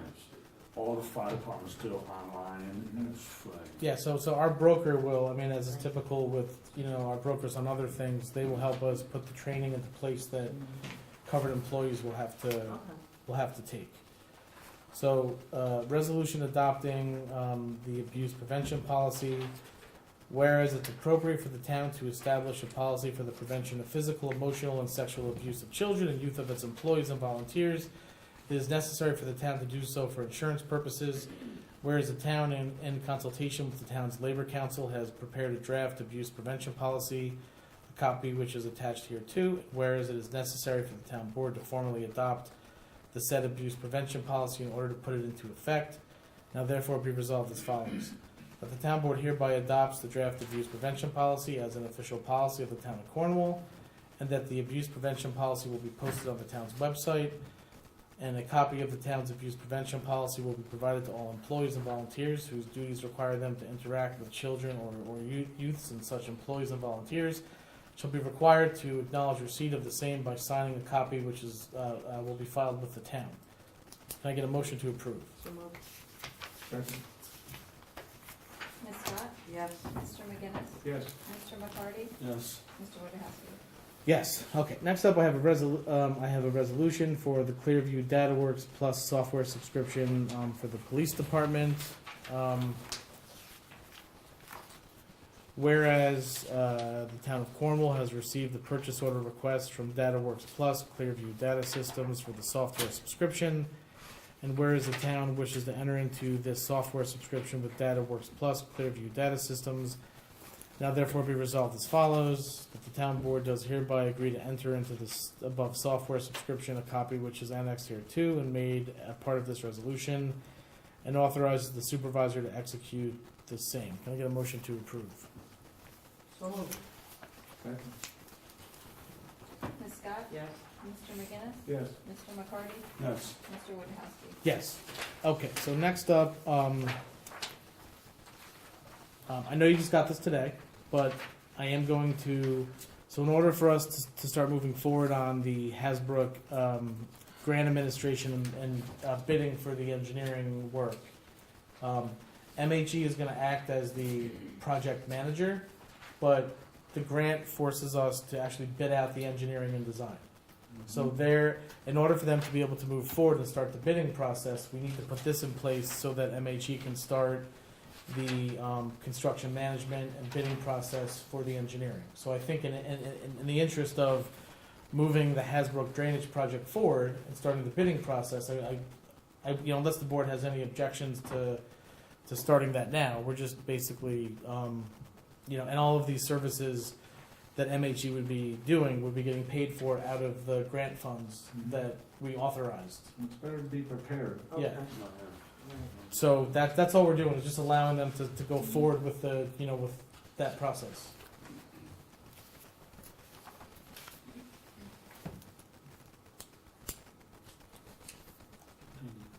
Do you have any issues with going forward on this tonight? No. No. Okay, all right. Just checking. Yeah, no, like I said, this Yeah. came in at, Mhm. from the engineer at 2:00 this afternoon. Off the top, that's not that No, he knows the protocol, and he didn't follow it. Mhm. Whereas the town of Cornwall has received an agreement for engineering services related to Hasbrook Area Drainage Project Planning Grant Administration from MHE Engineering, and whereas the town board agrees with the terms and conditions contained in the agreement, it would be in the best interest of the town to formally approve the agreement with MHE Engineering. Now therefore be resolved as follows. The town board hereby approves the annexed agreement for engineering services between the town and MHE. The town board authorizes the supervisor to execute the agreement on behalf of the town and any documents necessary to secure performance under said agreement. I get a motion to approve. So moved. Second. Ms. Scott? Yes. Mr. McGinnis? Yes. Mr. McCarty? Yes. Mr. Wojciechowski? Yes. Okay, so next up I have Main Street Beautification Committee request for funds. So the Main Street Beautification Committee has requested $5,000 to be used for $1,500 for tables and chairs for Bridge Street Park, $1,500 for plant shrubs, flowers for spring, summer, and fall plantings, $2,000 in event decorations and supplies for a kiosk and mural project. I would ask the board to authorize the expenditure of these funds. Obviously, invoices are subject to approval by, the supervisor's office, and it'll come through for review. Do you want the committee to actually submit their proposals and get approvals similar to what we do with Sands Ring? I would say that if the committee, let's say you're gonna buy a bunch of flowers and shrubs and plants to plant a park, and you have a bill for All right. a few $100s, just send it to my office and we could just see that All it's. right, I just wanna make sure Yeah. what the procedure is. Yeah, and then, obviously, tables and chairs, they have to go through Pam to be, or Denise to be Okay. ordered, so just send them my way, we'll look at it, we'll keep track of it. Okay. So if I could get a motion to authorize the expenditure of $5,000 for the Main Street Beautification Committee for Main Street Beautification, can I get a motion to approve? Second. Ms. Scott? Yes. Mr. McGinnis? Yes. Mr. McCarty? Yes. Mr. Wojciechowski? Okay, so, obviously, look, last on the agenda, I have scheduled special meetings, so we'll just, we'll talk amongst ourselves, and you'll let me know your availability, and we'll figure out when we can meet before the month is out. Okay, that's fine. Okay, That's fine. all right, so we'll do that offline. Okay, so, next up, we have committee reports, so, Tim, do you have anything to, I got too much. oh, we got another board member with too much. You'll streamline it. I'm gonna skim on it, just got that. So highway, to pick up yard waste, holiday, double pickups, call outs. Anyways, swept stone off of my nose after the main at 12:23, cleaned out catch basins on the Synodic Field and Little Park to prevent the flooding. At 12:23 after that big rainstorm. Replaced bristles on a broom attachment. Worked on the pond drainage thing, that's the biggest issue, because that's been unclogged, as everybody sees. And more to come, I think we're gonna put a whole new line in there, and there's a lot more stuff coming with the pond. Cold patched all the holes around town-wide, if you hear of any holes, sea holes, that are in the roadway, please give us a shout. Sand, prime painter, order plows, trim trees, Broadway, Bridge Street, Grand, order nut streets, and Canterbury, order nut streets in Wilshire Park. Cleaned that ditch on Old West Point Road, there's a fire there today, so probably left a flare there. Anyway, leaf back, P Hill Road, leaf back on P Hill Road and Holland Road, cleaned up car accident on Main and Willow. So that pole got knocked down, so the guy had a medical issue and ran into the pole. Installed pole and sign on Main Street in 218. That's done under the request of a resident. And plowed salt and snow, a bunch of dates, washed all the trucks off, trimmed behind all the guardrails of Beach Road, and located buried manholes for MEH for ongoing sewer line restoration. Mechanic did work on the International Packer, the plow truck, the Freightliner plow truck, Packer truck gets quotes for because it's rust off through the cross membranes that need to be repaired. The small Packer replaced rear end. That was a very big job. It took a lot of parts. It cost a lot of money, so this is what our pieces that are getting replaced. International plow replaced the clutch. Plow truck, weight assembly was replaced. Nothing from the buildings. I guess it from them. Firth Cliff, Howard Street. Generator was hooked up. It's looking pretty good. Cleaned all the skimmers, cleaned the contact tank. Exercise and flush all primary valves, the waste valves. Waste secondary sludge. Removed all rags and debris from mechanical aerators. The collection system, TAM came in, picked up all the last, cleaned. After hours, high level alert over at BD Terrace pump station. Sewer line inspections on 39 Frost line was completed. The flow for the raw sewage was 0.095. I guess it's MGD, it's milligrams per day, and permitted 0.12.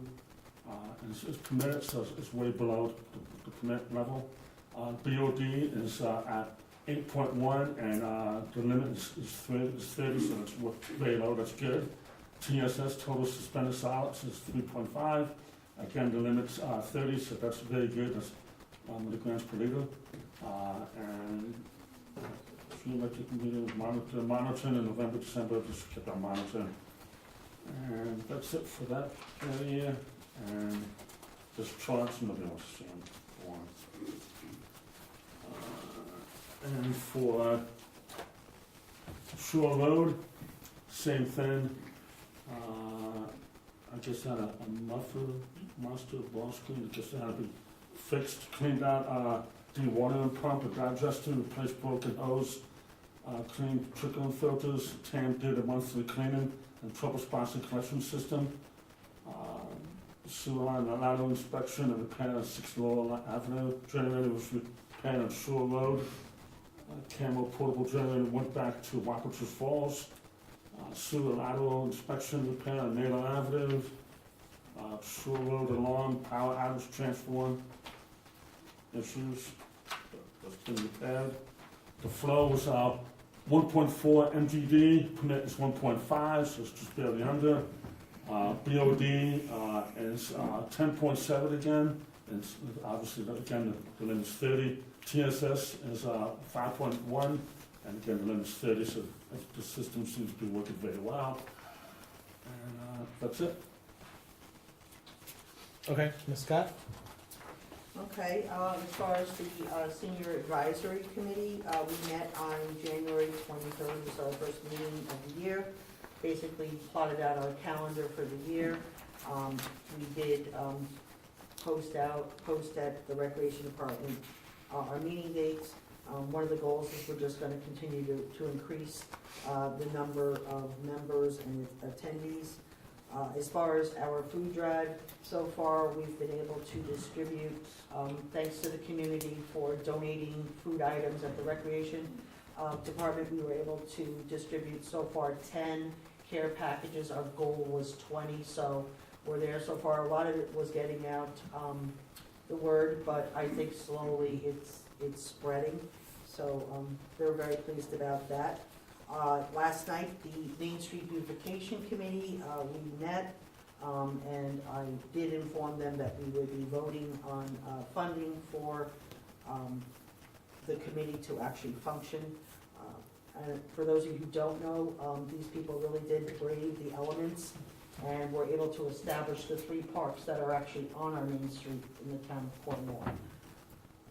They have a couple of questions. I did send an email to follow up.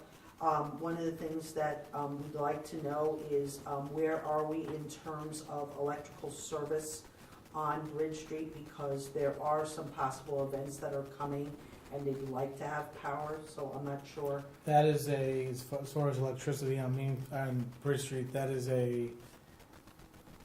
literally any day, any week, Okay. the second that Central I will tell Hudson them. signs the order, RPC will be installing so I mean, Okay. it's just basically tomorrow we could get a phone call, Great. we've Okay, got it, and they're there, and we're working on it, so, okay. yeah. And then the second item, I know that with the car accident that had happened, we had one of the recycling bins, trash cans that were, basically was destroyed. And then I was asked to come up with, I sent the quotes from the company. I was just curious when they will be available. And the second part was, there was also a request for 2 additional bins, and one was gonna go on Bridge Street, so there should have been 2 quotes. If there weren't, please let me know and I'll send the other one. I gave you 2 separate ones. One was for the destruction, one that was destroyed, so that if we were gonna, replace Yes, my it. understanding is that we're just ordering a total of 2. You're looking for 3? I believe I gave 3. If there's a mistake, I'll.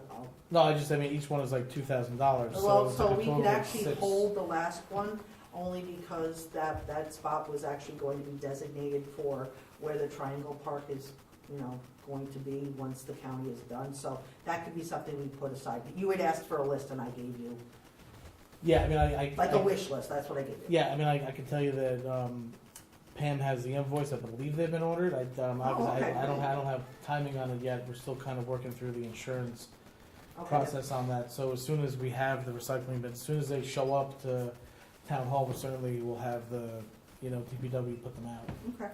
Um, All right, as far as cable, this is also a committee I have. I did reach out to Spectrum and Verizon because of you probably noticed it over the weekend, they're actually doing some lines, but one of the complaints that I'm getting from residents is that, say if someone is renting an apartment, they're getting a new cable service, the lines aren't being taken down, so they're just kind of hanging in.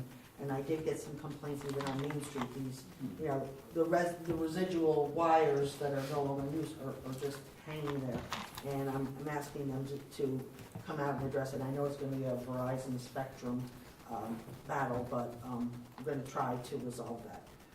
And then the last one, the Intermunicipal Watershed Committee met on January 26th. I will share that they were able to get the county to fund a study on the embankment erosion on Mill Street. They are concerned, as so am I. I've reached out, I just left an email just with the county to get an update because they said they were going to be doing some studies. And if you watch the embankment, I've noticed a shift.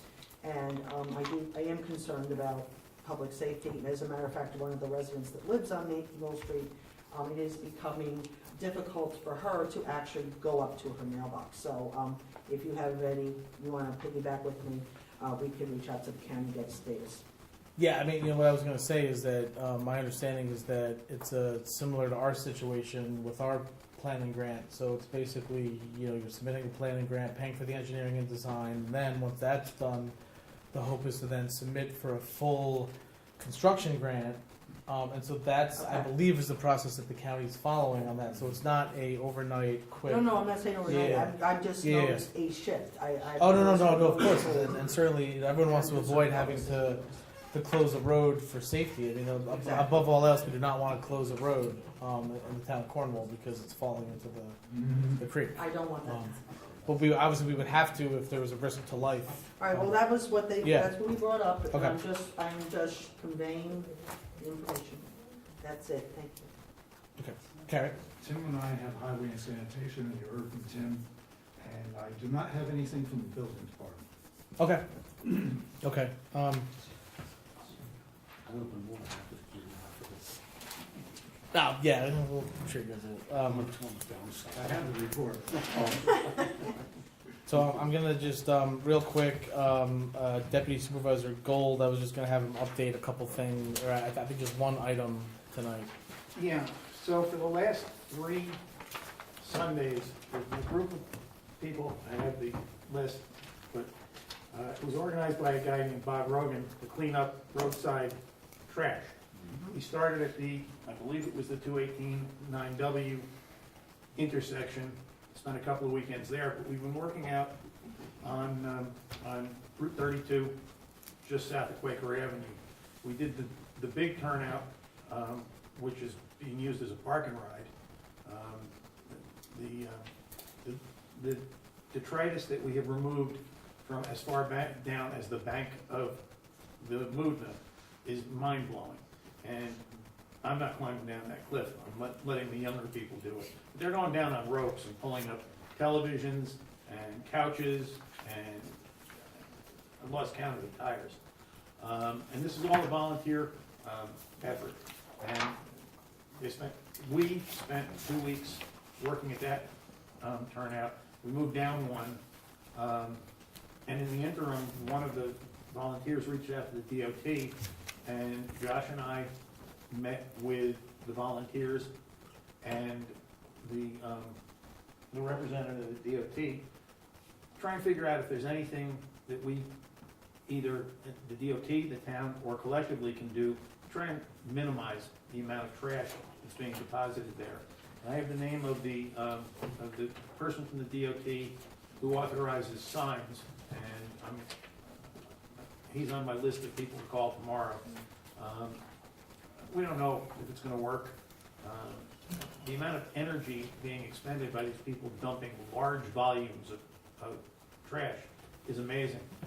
You know, if they just put it out and call the highway department, they get pickup. And it's not local. Well, not all of it. It's not Not fine. in terms of It's local. not Yeah, and I would It's also- over 50 years, 60 years. But people want. in any event, I think that these volunteers should be commended. They're getting supported by Il Tesoro provided lunch one day, Mamma Mia Pizzeria provided lunch another day. I had to leave a little early on Sunday, so I don't know what I missed for lunch on Sunday, but I'm going back. And I'm gonna continue as long as my schedule permits, and one of the things that I have done is, there are several high school students, and I've notified, in their case, the Honor Society advisor, so that they are at least getting community service credit for it. So I'm making sure that that happens on a weekly basis. And we might want to consider at some point, as a community, recognizing these volunteers in some way, because they're going every single week. Yeah, so I mean, I think in terms of what I think we, not, owe these volunteers, but I think what, something we can do is that certainly, I think, maybe we can work with, Sergeant Geppert, and the police department on this, is there additional, can we try to stop some of the dumping? I know that it's impossible, we don't just have the manpower to patrol 24/7 along all the dumping areas, but perhaps we could at least add, maybe we could go by known dumping areas a couple more times a night. We can certainly talk offline about how we can try to, police certain areas. I mean, obviously, we have, 60 miles of roads that we have to, travel on, and we only have so many people on, so we can't make this our full-time job, but we could certainly try to do a little more through signage, maybe some more patrolling, maybe some more public, notice, and, but I think that's probably about the best we can do. Well, we could look into the state, they have that adopt a highway. Well, that section of highway It's currently state. is theoretically, it belongs to Black Rock Fish and Game Club.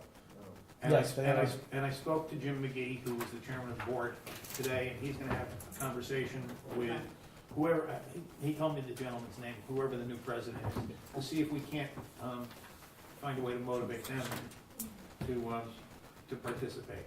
But that conversation literally took place at noon today. So, So in terms of the Economic Development Advisory Committee, Chairman Steve Jones is here. I don't know if you have anything to add. Is there anything you want to report on for the month? Sure. And by the way, thank you for what you're doing on 32. I drive by it every day on my way home. It's amazing how it's piled up on the side of the road, so thank you. So currently, we are planning out how we're gonna allocate our fiscal budget. I haven't actually got to see everybody since you increased our budget, so I wanted to say thank you. So that will be, how we're gonna allocate that will be submitted to you guys by the end of this month. Website copy. So right now on the website that we have all our pages and a copy written. But I really would like to have some sub-pages, so that's what we're working on. It's gonna make it a little bit more complete. And when a visitor visits the site, it's gonna look a little bit more attractive. It's gonna have interactive links to some of the different parts of the page. So all that's being worked out currently. I'm still working with our partners with QR code, Black Rock Forest, Hudson Valley Nature Museum, New York, New Jersey Trail Conference, and Village for Storm King Mountain. And so the goal is to get all the QR codes installed before the spring. So we'll have that done. I'm just working, coordinating with everybody with that. We're still building out our tourism package. Unfortunately, when David DeWitt left, he was guiding this package that we were using. So we're actually going to pick that back up because New York Forward last year kind of took a lot of our efforts. So now that we have a little bit more bandwidth, we're going to start focusing our attention on these types of things again. And in January, our county executive Newhouse issued a municipal tourism grant up to $5,000 for promotion or execution of a tourism event or activity that will result in attracting visitors to Orange County. So in the spirit of co-creation, I've reached out to the chamber. I feel like sometimes there's a lot of working parts in the town, and to help limit maybe duplicate efforts, maybe we all can work together and come up with some ideas. So I reached out to the chamber, and we're currently working together to come up with some events we might want to use to apply for this grant. So that's pretty much it. And then we still have to be open and ready for any new priorities that may emerge throughout the year. Thank you, Steve. Steve, do you have any breakdown of what was spent and what we were spending? I know we did, change the budget, but is there some way to see like what seems to be the main expenditure that we're doing on the Correct. So last year, our budget covered the creation of a website and the maintenance of a website, and then we did 2 Google ads in November and December, because that's when we ended up finally getting everything up and running. Okay. So I will forward that over to the committee members, the results of all that. I actually have it in. And that's pretty much the summation of all of our budget. Okay. Thank you. Yep. Okay, so just in terms of Councilmember Michael Rossi, she's not here tonight. I'm just going to sort of give just a brief some of the stuff she's been, working on the past month. She's working to establish a youth garden club, which is going to be an offshoot of the youth committee, and they're going to focus on different projects throughout the community. So you'll be hearing more about that in March when she's back. We've also been working on the Riverlight master plan and survey, and so just sort of to address some of that. The survey is basically the Riverlight plan survey that has been developed. It's actually an offshoot of the New York Forward survey that we did that captured that statistically significant survey, which is actually the most probably captured the most data we've ever gotten from residents about what they want in the town of Cornwall in terms of like recreational needs. So we had a lot of data that we collected. So the survey that the board has, we were basically, instead of reinventing the wheel and putting out a brand new survey, we took the highest ranked uses that were in the survey, and so the questions that you have in that survey are actually based on having residents prioritize the recreational needs they identified in the prior survey. So really what the residents are doing is just re-ranking different uses and needs they had already identified. So instead of going back to the residents saying, oh, what do you want again? We already know what they want because we already did a survey and they already told us. So we're going to now prioritize what they had already told us, and so that's what the survey is designed to do. It's actually going to further refine the results that we got.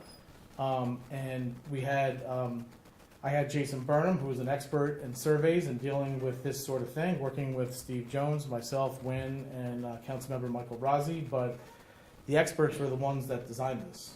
And so, I've asked, in terms of, certainly we're not going to put this, we're going to wait until, I believe, the beginning of March, maybe the first week of March, to put this out. I've asked board members for thoughts and questions, but we are going to stick to in terms of how we're going about it, we are going to stick to the way that we were doing it, which was basically taking priorities of people I already identified and ranking them. So we're not going to deviate from that particular way because I think that's a good path and it worked last time. But I would ask the board if they have any changes, please send them to myself and to Steve and to Jason by Friday, February 17th. Okay. Yeah, a lot of this, you did send this out on Friday night, so there was quite a bit to read. So yes, definitely do that. Is that enough time? I think it's I'll try. But the thing was, I just found, like, in my own experience with surveys, just the verbiage was too much. I thought was too much because people kind of lose focus and attention. Maybe we can just, and I'll make suggestions, because I don't want to, like, in a survey, you don't lead, you're not leading people into, moving them in a direction. It's just like you say, you're just taking what was prioritized and seeing which ones were now of those priorities. Am I correct? You're looking to see the ones that were the priority. You're looking to rank them, the ones, like, what's the highest priority of the priorities. Yes, which I think that's how understand. Jason designed it. I mean, Right. that's. So when you have the survey in hand and you're actually using it, you'll be able to, the user will be able to move, instead of it like clicking what you like, you'll actually be able to move it in the list and prioritize it that way, so you can rank the highest, it will be first, and you can move things around. Okay. So really, it's further prioritizing everything that we've already suggested. All right, I'll be in touch. Okay, so all right, I don't have anything else. Can I get a motion to approve warrant number 2? Second. Ms. Scott? Yes. Mr. McGinnis? Yes. Mr. McCarty? Yes. Mr. Wojciechowski? Yes. Is there any public comment? Yes. Nancy Bryan. Just one, the car show is wonderful, just one comment. The last meeting, it was mentioned that the plan was to shut all of Main Street down? No. Okay, We're gonna go to Hazen, I believe. okay. Because if there was, my concern, well, I know that the highway superintendent said that really wasn't possible. Yep. And then my other concern would be if that's what you were doing, and if you did have a rain date of the 14th, you have 2 churches on Main Street, and that would block access, so thank you. Back to our Cornwall Park townhouses. The fact that they would stand there and say that because they're a non-conforming use, obviously their use was approved back 50-some years ago, 40-some years ago, whenever it was built. And so that was an absurd comment on their part. If you all recall, NEMA zoning was changed several years ago. NEMA was concerned how it would impact them. They were assured it would not impact them at all. It was for if they should ever leave the property and sell the academy, then the new zoning would apply to the new owners. And so the fact that they're telling us that they can't, it prevents them from doing upkeep is an also ridiculous comment, because their place is well kept. I can tell you, if you want to walk Brewster Road, you'd be a little concerned, because that is full of huge potholes, and even DOT managed to fill the holes on 9W this past week. And what I want to leave you with is a definition for spot zoning: to rezone one or a few parcels for the benefit of the owners and the detriment to those around them. Thank you. Thank you. Okay, oh, sorry, I looked down. Yes, My comments on zoning, the town did quite a bit of long, extensive zoning redo not too long ago, and pretty much hopefully got to where they wanted. As well as everybody could petition to have it rezoned, which is the right to come before you guys and have it done. I think it's gotta super benefit Cornwall, not the developer. Why would we wanna do it unless it's absolutely positively benefits Cornwall?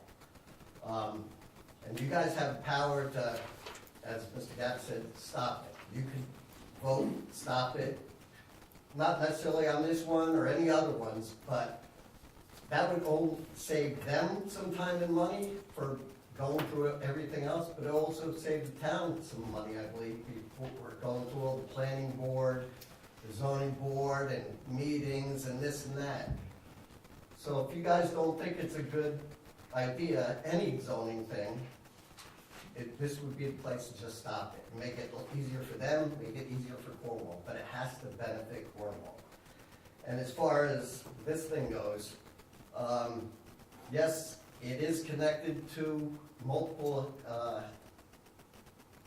family housing buildings, but if you go over there, it's surrounded by single-family homes. That part of the parcel is in a single-family home area. It is connected to them, but it's in a different, basically, neighborhood.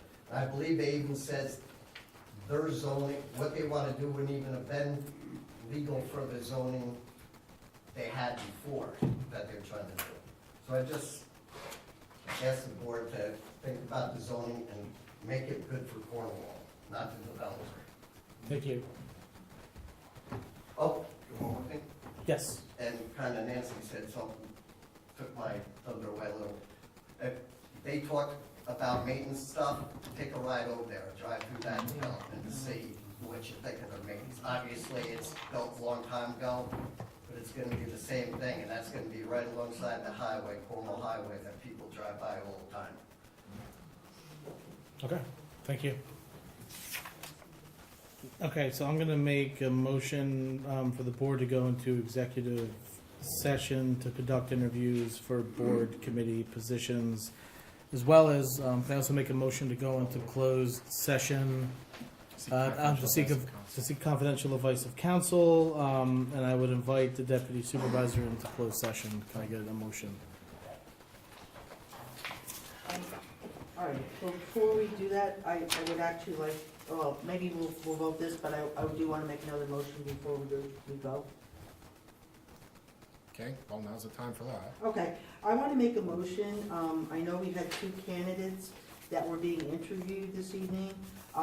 We had a third candidate, and for some reason it came in on my home email, and it was the same day, so I am going to make the motion to ask, to allow the third candidate also to be interviewed. I'll second. I'll move it now. Okay, Ms. Scott? Yes. Mr. McGinnis? Yes. Mr. McCarty? Yes. Mr. Wojciechowski? Yes. Okay, so we will, Then we're gonna, I'm sorry, then we can go into executive session, right? Do we have to make that? Closed session. I mean, okay. Yes, can I get a motion to go into closed session to seek the confidential advice of counsel, and can I also inviting the deputy supervisor into I think closed? that motion's already on the table already. Oh, yes, it was, yeah, it was That's part of what that, yes, I'm trying to it was say. part of that, yeah, we've done it, okay, so we've That's what I done was it. trying to We say. need a vote on it. I We need a don't, vote. nobody made a motion. I thought the supervisor made a motion. For both. to go- okay. Yes, for both. Yeah, For he both, did. yes, we did for both, yeah. Okay, and just no one seconded the motion. Okay, so, So, Ms. Scott? Okay. yes. Mr. McGinnis? Yes. Mr. McCarty? Yes. Mr. Wojciechowski? Yes. Okay, so first up, we're gonna, we're gonna go in the order that people Well, are if scheduled. I may. Yes. I mean, unless you people, I have one real quick thing to discuss with you guys. I'm gonna be like 2 minutes. Sure, And you okay. don't really need me for your, Sure. Oh, so but could we you just wanna- do my closed session first, and then you guys do your interviews? Yeah, that's fine. Do you want us to do it here? We could do it here.